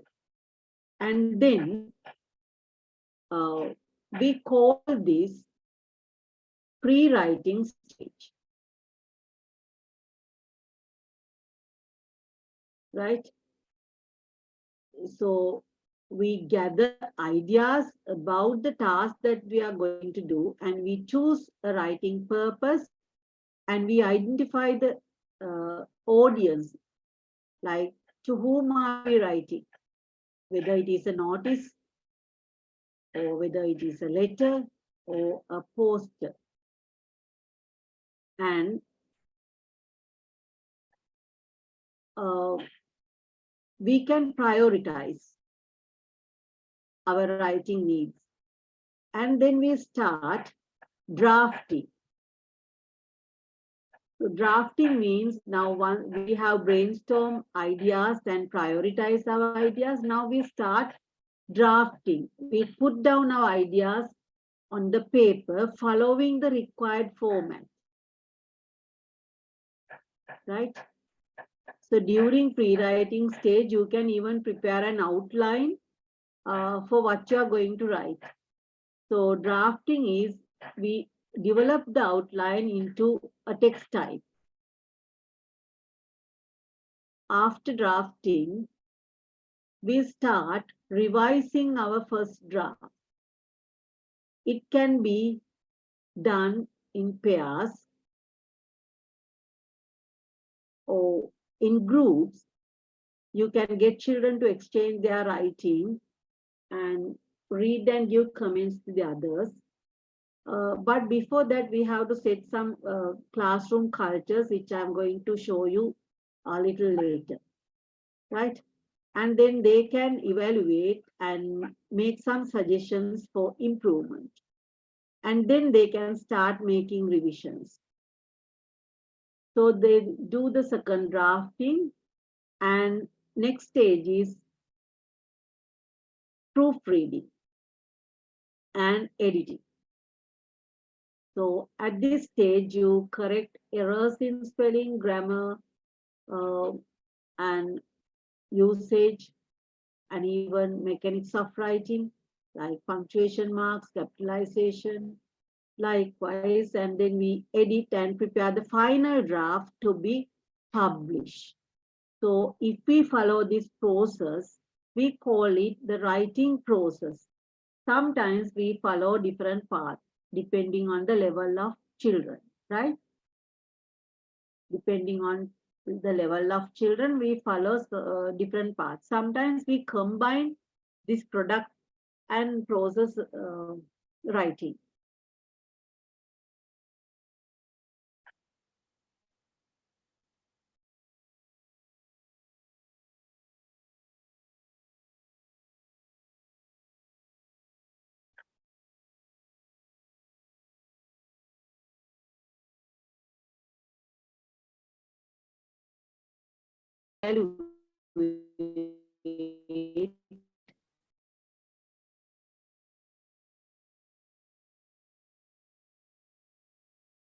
Put them into the right track of writing.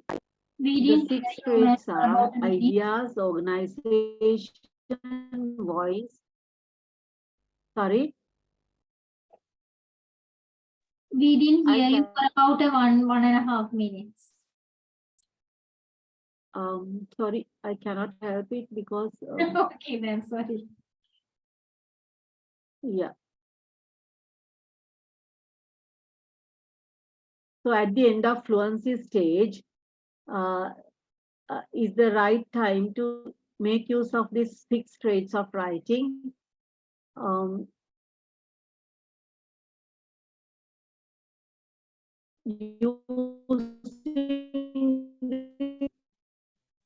To improve their skill of writing, right? So there's no set age parallel to this. And we have two, both are two approaches to evaluate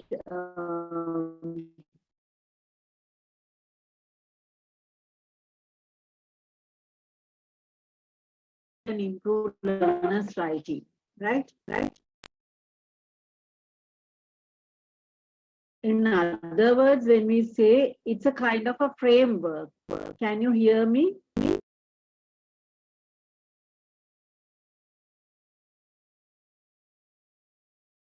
Fatima, can you hear me now? And now we can hear, ma'am, but earlier there was Oh, okay. I didn't. now it is clear. Right. Now 6 traits of writing and 6+1 trait means a kind of an evaluation framework. So far what we discussed is the path that they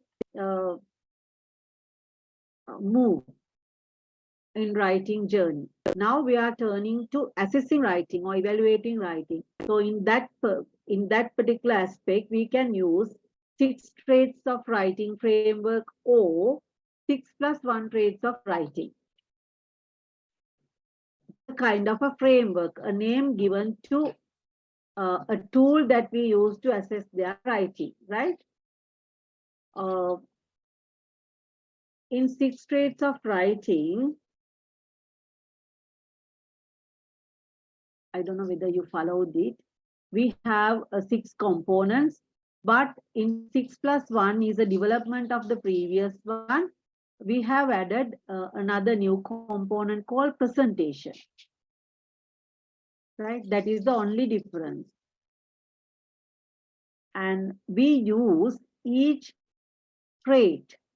Now we said we have 6 traits of writing framework. So we use each trait and assess students' writing separately because each aspect is related to one particular area of writing or one particular sub-skill of writing. And we give feedback considering learners' strengths and weaknesses in each area. Right? In the new one, the 6+1 traits, we have added presentation, and there we evaluate the overall presentation of a piece of writing, whether it is visually attractive, legible enough to read, eye-catching, whether the writing contains the right style, likewise, right?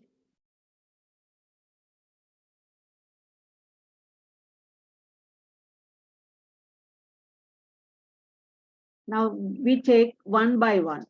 So this is, we said we have 6 components. So I'm taking one by one. When we say ideas, this refers to the content or the message in a piece of writing, right? So it means the thoughts, insights, or the weaves of the writer. If the ideas are strong, that means the child can create original ideas, his own way of thinking, demonstrate his own way of thinking, and he can write very clearly to convey his or her meaning under a given topic or a subject matter, or to achieve a certain purpose.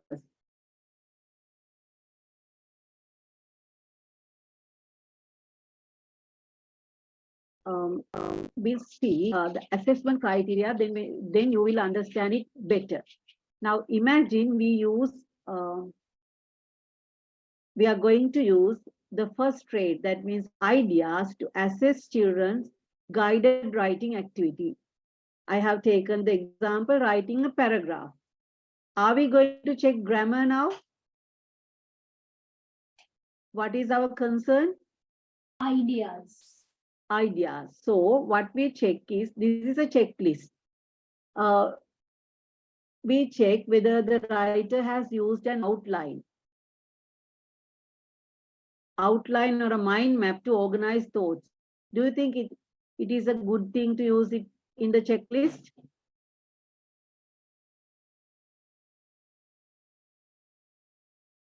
If you are following the process writing, because then all the words connected to the topic, like it should include. So yeah, so we need to think. Yeah, only thing that I want to remind is this is not testing writing actually. This is assessment for learning. We are writing, we are assessing writing for their learning purpose, right? This is constructive feedback.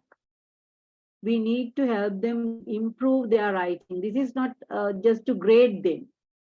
So that we need to inculcate the habit of organizing writing before they start writing the given task.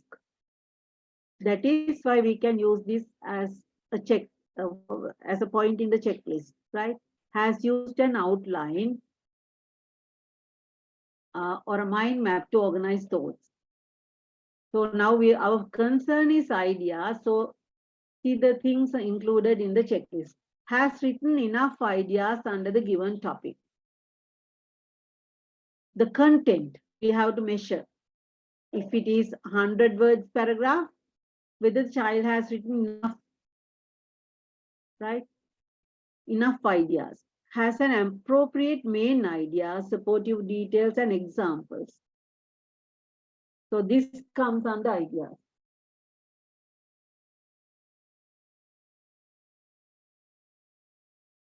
And whether they can edit and revise, prioritize their ideas to make it better. And one thing we can check is whether they have moved here and there or stayed focused on the given topic.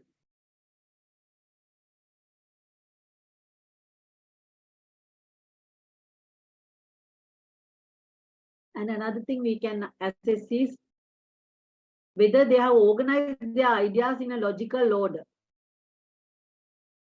right? And look at the last one, gets feedback from a peer. This is assessment for learning, so they need constructive feedback. So we have to always promote self-correction and peer correction, right? So getting feedback from a peer also a development stage. Moving to organization. This refers to the way in which a piece of writing is structured or how we present our ideas. Maybe the format or the layout. So this depends on the text type. For example, if it is an advertisement, it differs from the way we write notice. The layout is different. Writing a paragraph is different from writing a letter. And then again, we have another aspect called writing styles. Last time we discussed about descriptive, narrative, compare and contrast, likewise.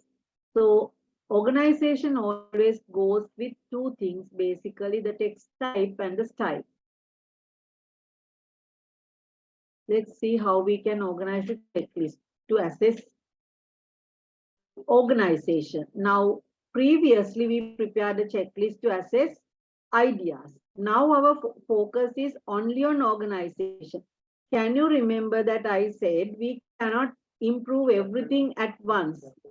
We have to focus one thing at a time,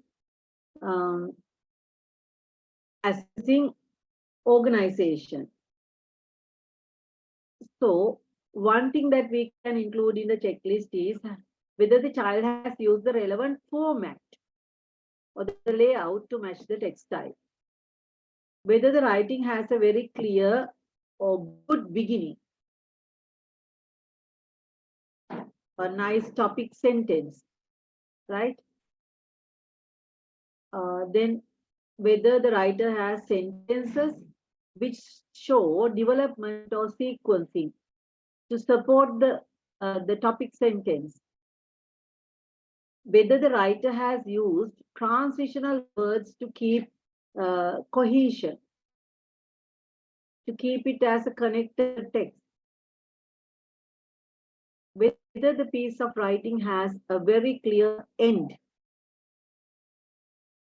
What I'm trying to say is when we handle writing, we cannot assess everything within one lesson, right? If we truly need to help them improve their writing skills, we need to focus our attention on different traits on particular days. Maybe one day our focus is only on generating ideas so that you don't worry about spellings or other things, right? The second day our focus is on organizing ideas. Still we are not worried about spellings and grammar rules. Is that clear? Yes, ma'am. Right. So the next is word choice. Right? An effective piece of writing includes appropriate vocabulary according to the context and the audience. So this refers to the use of right words according to the context, audience, and purpose.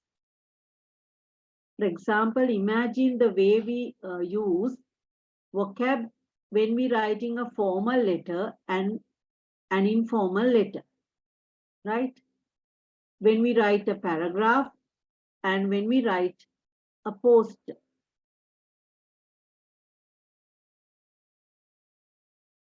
So when we use the right words, it gives clarity and it sets tone to the piece of writing. And the way we choose words can evoke feelings or convey the writer's feelings and mood to the reader and create a nice picture in the mind of the reader. By writing, we are trying to create a picture in a reader's mind. In order to create this picture nicely, we need to choose right words.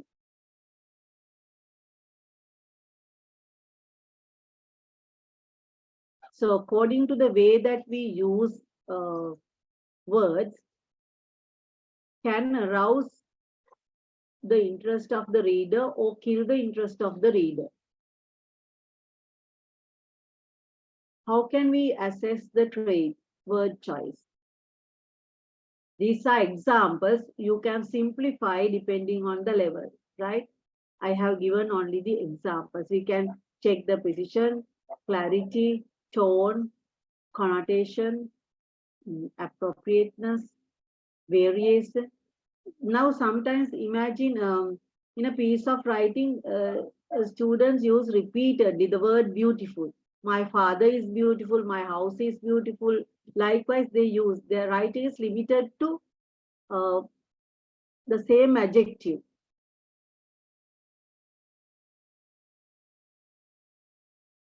And figurative language. So depending on the level, you can vary the points that you concern, right? And the grammar and syntax. Here, grammar means the collocation, right? And now we come to sentence fluency. This refers to the rhythm and the flow of sentences within a connected text.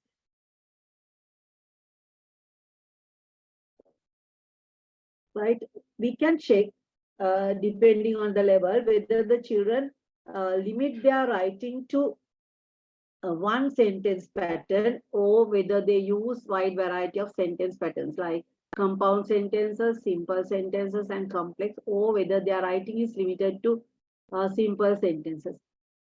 If you want more details and if you know what you have taught them, you can write more specifically whether their writing includes a particular simple sentence pattern, subject verb or subject verb complement, subject, verb, object. Likewise, you can check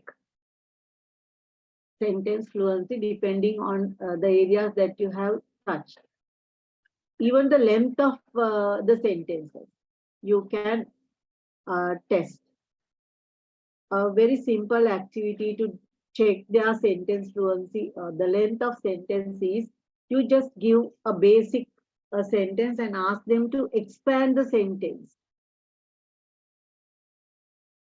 They can expand sentence by adding adjectives, adverbs, like prepositional phrases.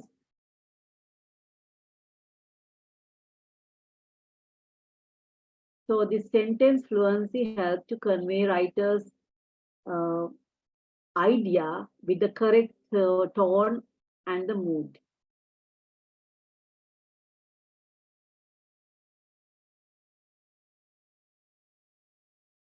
So this is a checklist. Now you know what I mean by checklist. If we focus on sentence fluency, we have to check only that particular concern. Moving to voice. When we write, we automatically. Madam, yeah. Madam, excuse me, can you show the previous slide again? Okay.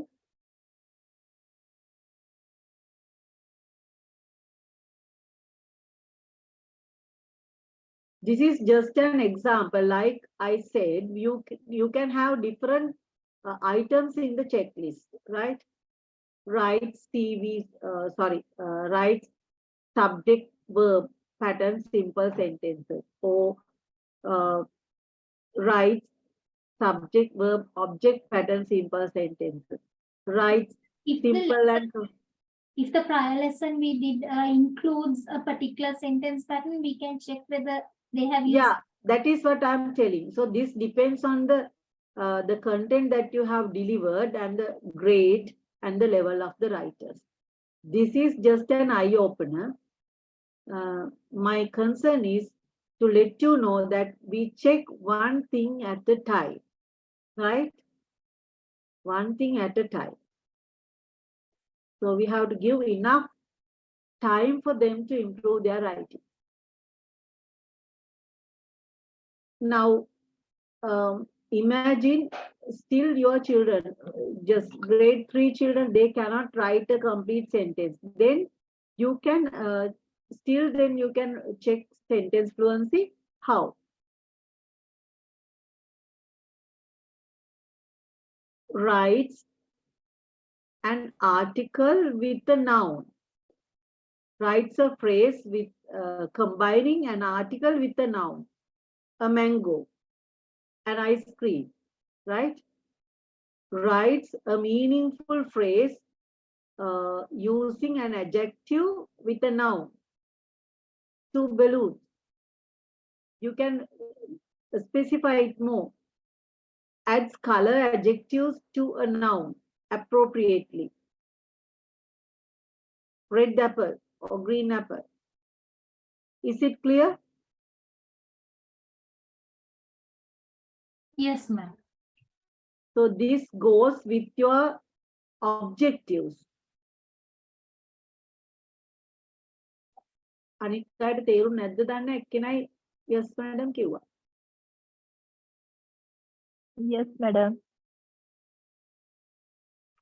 මෙහෙම අපි කරලා නැති නිසා සමහරට කෙනෙකුට අමාරු වගේ දැනෙනවා ඇති. I know that you have not focused your attention like this. Have you?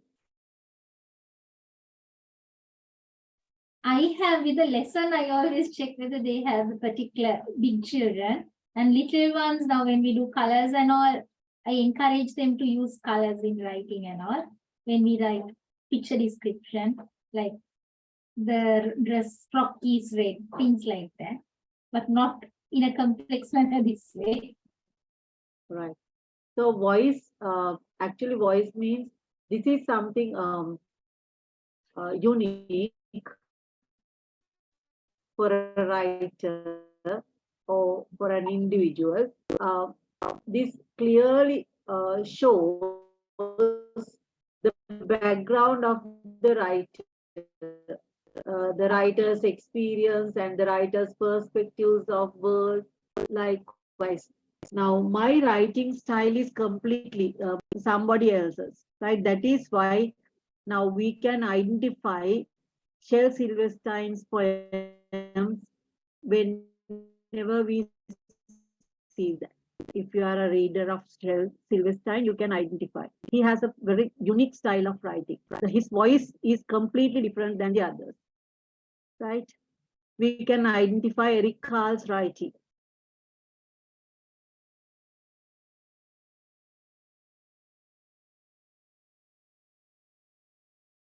So the voice can be formal, informal, or serious. Like academic purposes, we use a serious voice. It can be humorous, the voice, and we adapt. We always adjust the voice depending on our purpose and the audience, right?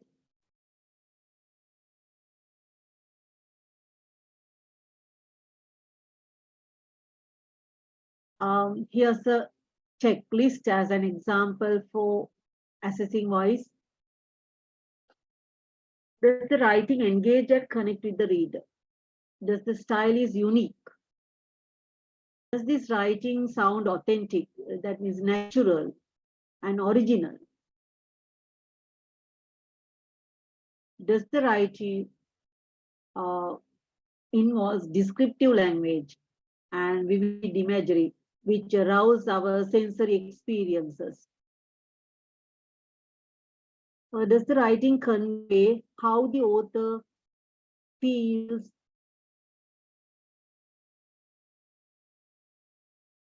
or what the author likes? Likewise, does the writing reflect the writer's emotions?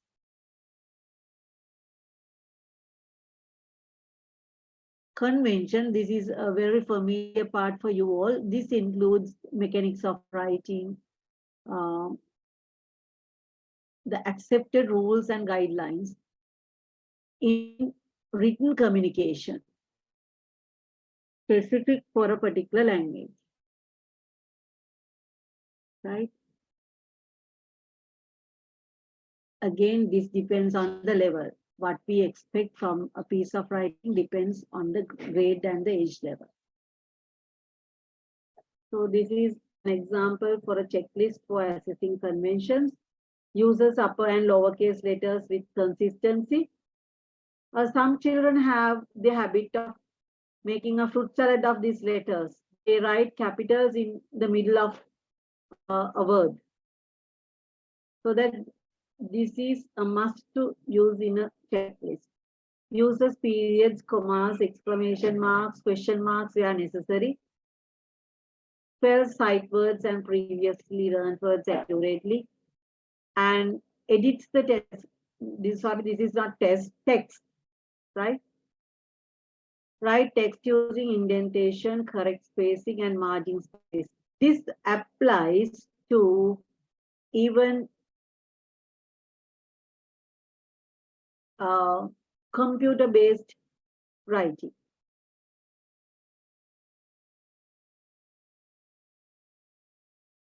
So the last one is the presentation. That means how your piece of writing looks like. So it includes formatting. Depending on the task, we can use graphics. For example, if you are asked to write or prepare a birthday card and write an appropriate greeting, then we can check whether you are capable of using relevant graphics. Clarity, whether the piece of writing is appealing to the mind of the reader and legible enough to read. And if it is an article, the way you have includes subtopics, the bullets or numbering to highlight important points can be assessed. And finally, we can give a criteria like this, that overall impression. How do you feel in general when you look at the piece of writing?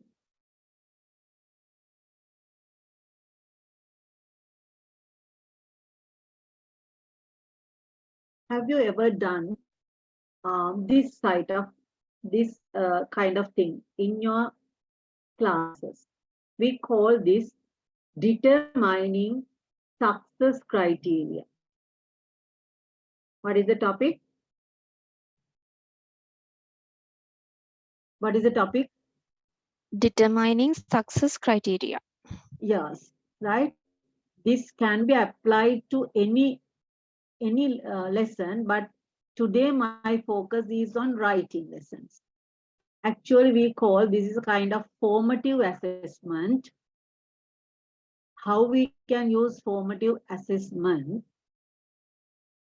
Called assessment for learning. Assessment for learning. That means this assessment is done to improve their learning. Right? If you are going to implement success criteria, if you are going to try out success criteria, this can be done as an action research. Actually, if you are interested, you can do a research as well, taking this particular topic, and don't contact me asking how to do this research, right? That part you have to do. I am giving a kickstart. You have to find the other things, right?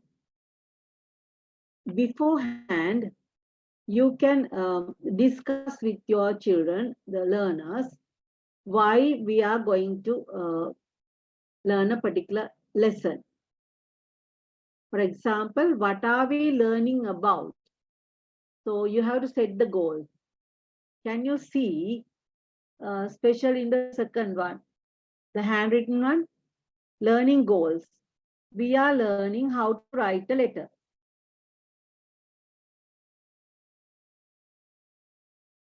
Can children construct a sentence like this?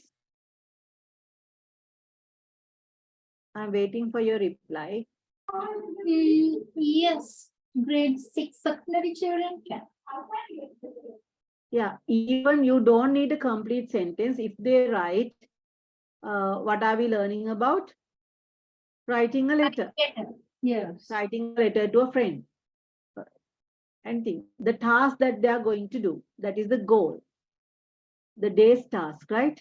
And then before starting the task, you have to discuss and get them to set success criteria. What are we looking for when we write a letter?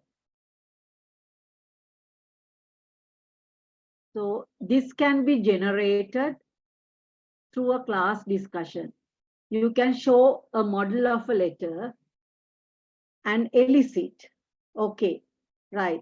Prepare a checklist. So each group, you just give one criteria. Your letter has a date.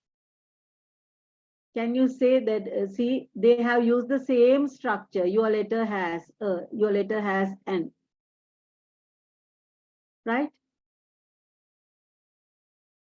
Date, address, ending, salutation.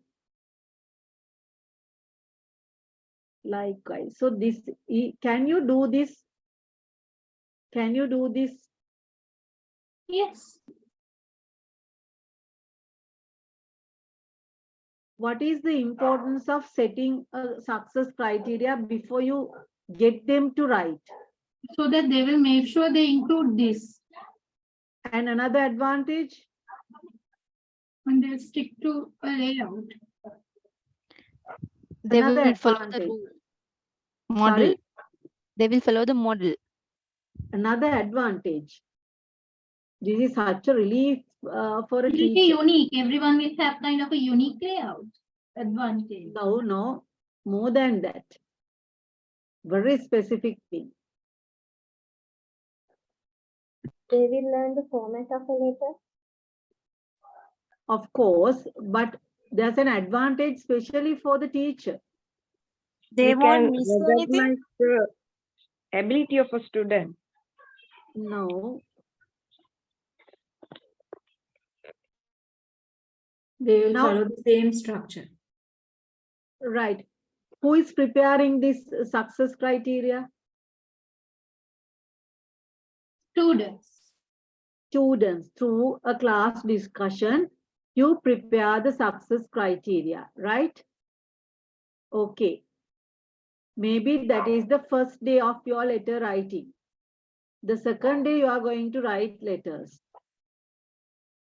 Now, if you have established this culture in your classroom, your work is easier because peer marking can be done.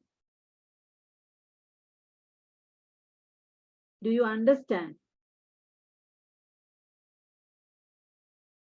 What do they have to do? Use They have to go through the checklist when they are yeah, they have now they are familiar with the success criteria. Okay, they can mark their peers' work or even their own writing. Peer assessment or the self-assessment can be done very easily, and even children can point out where they have to improve. I have not used a heading. Why my writing has no ending. I have forgotten to use salutation. Likewise, they can point out the mistakes. And even a simpler version is in the second part, letter writing checklist. See that this is a paper strip, and if it is Fatima's letter writing checklist or Pumi's letter writing checklist. Likewise, if it is a pair work, you can have get the children to copy this and mark date. What are they going to do this? Using this, put a tick or cross date, whether they have used the word dear, greeting, answered all the questions. Maybe this is a reply to a letter, right? Share 3 facts about me, ask 3 questions, closing, sign off, punctuation, wrote neatly. See how easy this task is.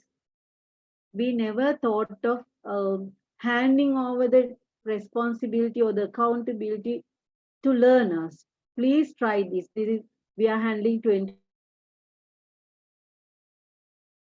century learners. Why not empower them to design their self-improvement projects? I want some of you to try this in your classes and share your experience with me, right? Now, just read this and say whether you can guess the task given by the teacher.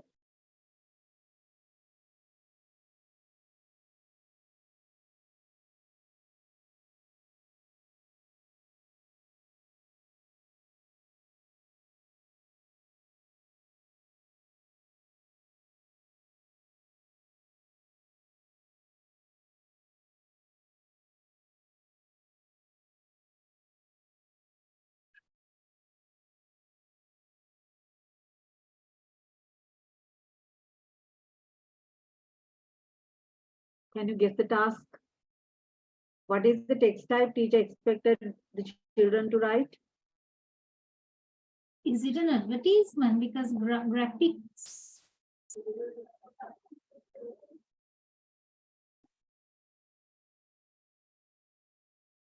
Graphics are used usually in an advertisement.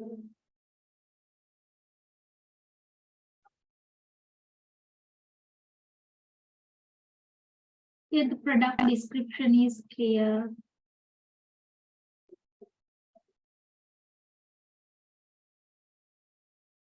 Others also guess.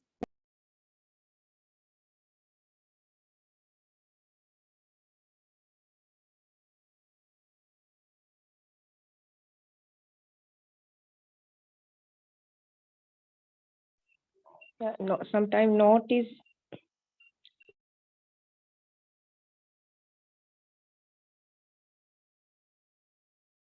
Banners. Yes. So I got one answer, advertisement. Another said notice. Yes. Is it a poster, madam? Another one is telling a poster. Okay, the one who said notice. Why do you say this is a notice? Sorry, madam, I was thinking about the poster. It's not notice, the poster. Okay, why do Sorry. you say this is? Why do you say this is a poster? The graphics and photos are there. So in the posters, we can. Okay, what else? What and else? the size of the letter, sorry, text size, and the titles and subtitles, and the color and patterns. According to the criteria, the number of criteria, we can find that right. Maybe a good poster. And it might be the same thing can be used to assess and even an advertisement, isn't it? Why? Product description is clear. Yes, yes. So this applies more to a advertisement, isn't it? The product description is clear, complete, and concise. Without it, all the other things can be taken for a poster. I agree. But with this quality of information, I think it is more appropriate for an advertisement, right? Now, this is making a poster rubrics. These are actually downloaded images I took from internet. So depending on our classes, we can adapt. What I'm trying to tell is when assessing writing, always we have to use rubrics and descriptors. Right? Now, for title,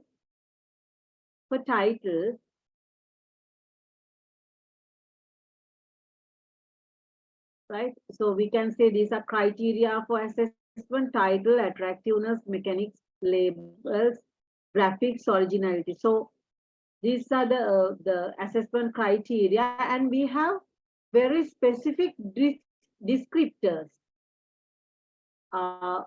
with allocation of marks. If you are going to give 4 marks, there's a descriptor. So you have to match their writing with the descriptor, right? We don't have a culture of showing these descriptors to children so that they don't know what is expected from them. Actually, what do we have to do is at the very beginning of our writing lessons, we should let them know how they will be assessed. So what are the expectations of this particular writing task? So the teacher can show the excellent banding, very good banding, good, and needs improvement. I don't say weak, needs improvement. And if you have made them very familiar with this kind of rubrics, you can elicit from students, or you can invite students to position their writing by themselves. They can evaluate their own writing with good reason. Actually, this can be done comfortably with grade 8, 9, 10 upwards.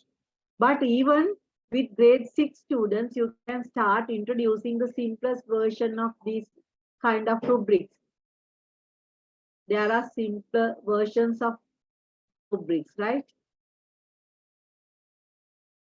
And for letters, now when we give them a letter and ask to reply their friend, so we can say underline what she needs, what your friend needs, gets to know about you, and answer those questions. Kind of those things we can, because those things I do. So I can. Fatima, actually it depends on how you set the task.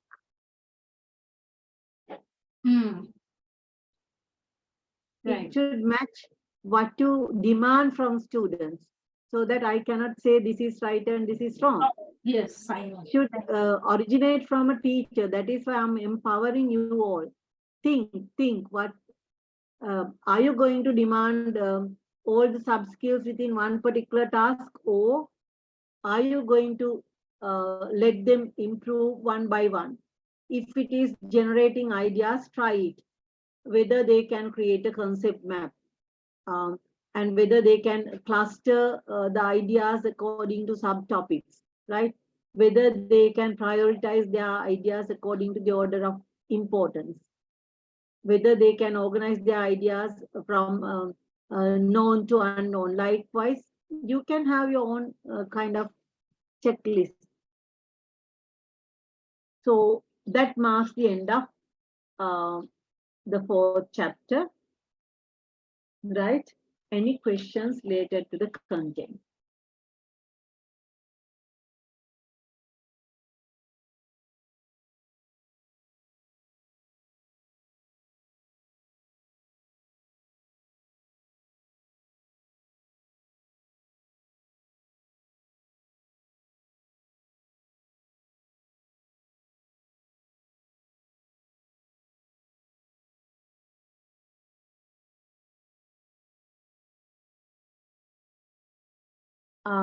At the same time, can somebody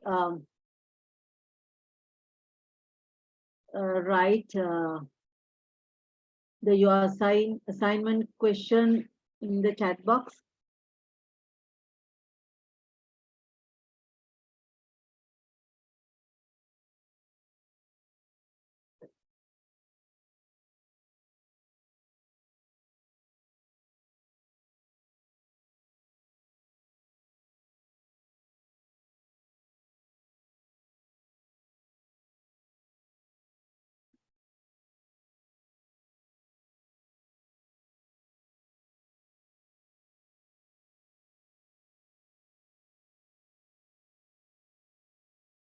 I have included in this in one of the presentations, but I cannot open it now. So it would be a great help if you can. Yes, what strategies can effectively be employed as secondary teacher?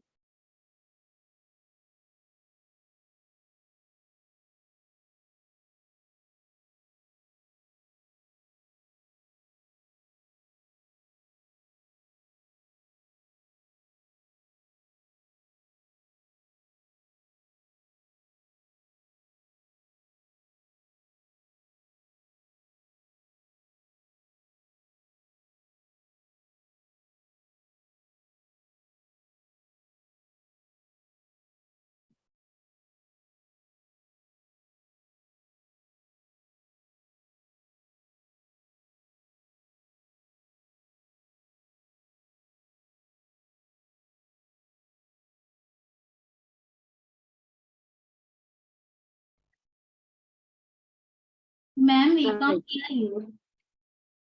Yes. Now think about this assignment, and when you organize the assignment,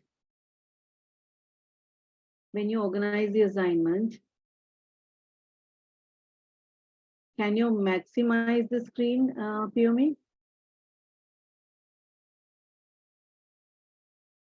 Somebody.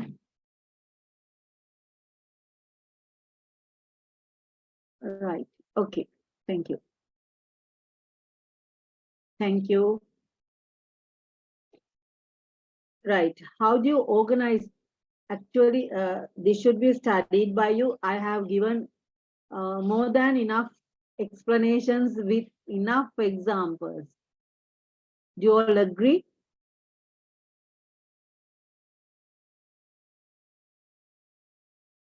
Yes, like that communication and collaboration are those with activities, reading.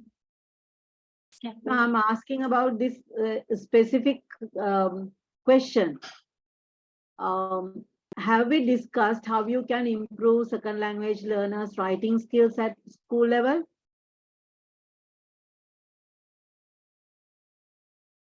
Have we discussed? Yes, like we have to improve their reading so they can learn vocabulary and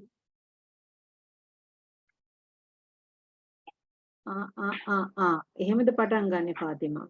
no, not Patangani. I just gave one. It's like headless body. Yeah, not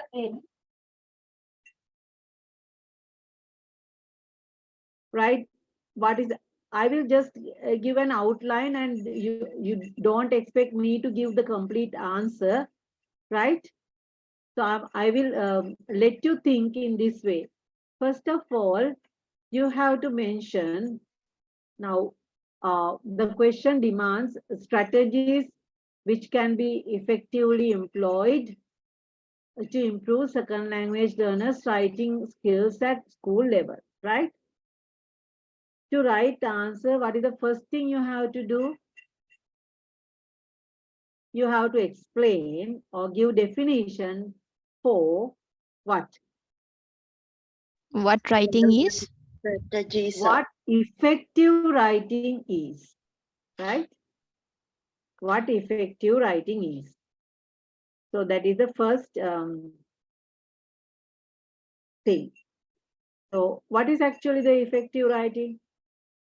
It is an individual's ability to communicate ideas or information in a clear, specific and engaging manner,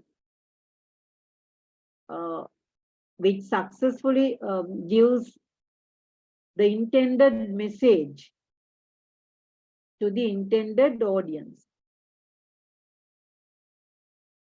Effective writing demands many other aspects like the 6 traits that we discussed.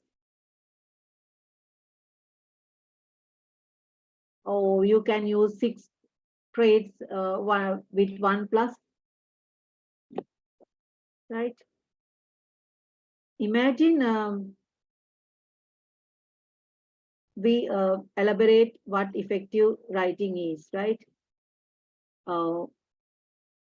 Now, an effective piece of writing meets the purpose of the writing. For example, if the writing is meant to inform, it should meet that demand.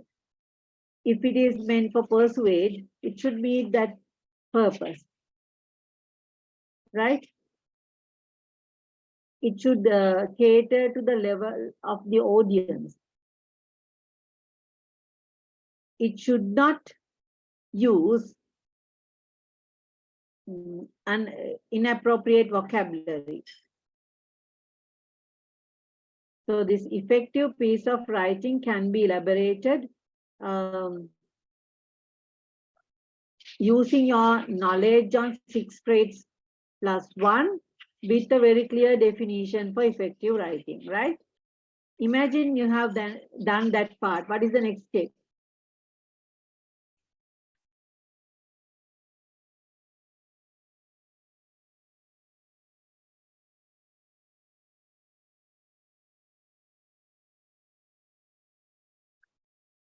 classroom activities. Keep on guessing.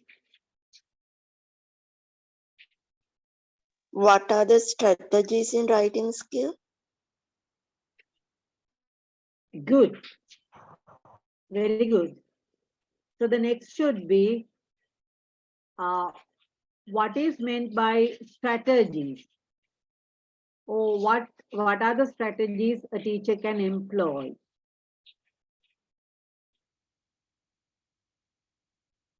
Right? You can refer these taking examples from process of writing. For example, one strategy is planning writing, right? So that planning stage involves many different strategies or techniques like brainstorming, outlining, creating mind maps, likewise.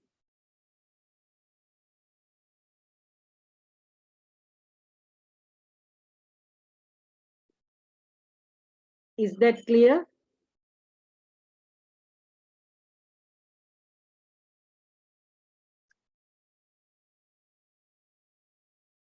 Yes, ma'am. What at the planning stage, like we need to, Yeah. we need to briefly explain this, isn't it, ma'am? During the planning Yeah. stage. What Now, kind of- one way of explaining this is you just simply, in the second paragraph, you just give an introduction to strategies. And then third, you can cater to improving second language learners' writing skills. So you have to pinpoint the areas that they need to improve. For example, majority of our learners lack information to write. If so, what is the strategy that you are going to employ? Give an example. Read. මෙයාට reading වලින් තොර දෙයක් නැහැ. Okay, right? So that is not the only way. By A watching teacher the can news, like, watching videos. right? Don't expect me to give examples. I'm just giving you the way to write the answer, right? So how are you going to construct the third paragraph? You have to pinpoint the issues related to writing, right? One is they do not have enough vocabulary or information to write. If it is the issue, how are you going to address that and improve their writing?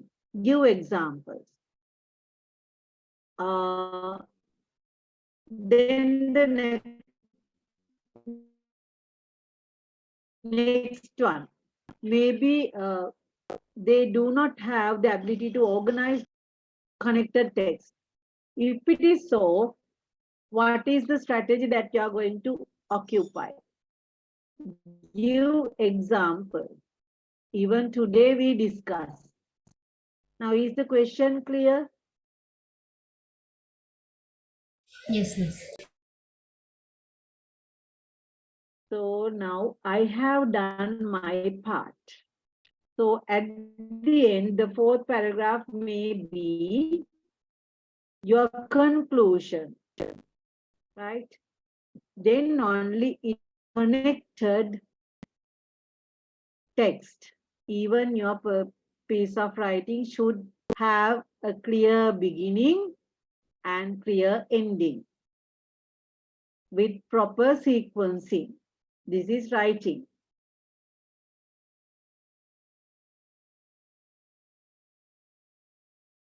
Okay, any other question?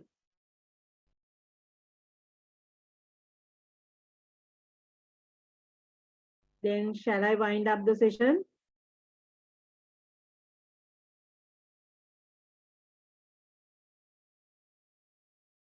කතා නැහැ. Yes, ma'am. Okay. Okay, madam. Thank you very much, Thank you. Thank you. Thank you, madam. Are you Okay, happy about the 4 chapters that we have covered? Wait. I want the feedback. Are you happy about the 4 chapters? Yes, madam. Yes, madam. Yes, ma'am. Right. So today I will forward the PowerPoint presentation, the last one, the fourth, day 4 one, and so refer the content and get ready for your assessment, the midterm. Yeah, ma'am. Did they give you any date, ma'am? Because they have not given us any date. No, still they didn't. Okay, ma'am. Okay, then thank you for taking part in the session very actively. Then shall I wind up the session for today? Yes, madam. Thank you very much. You're welcome. Thank you, ma'am. Thank you, ma'am. Thank you, madam. Thank you, madam. Thank you, madam. Thank you, madam. Much.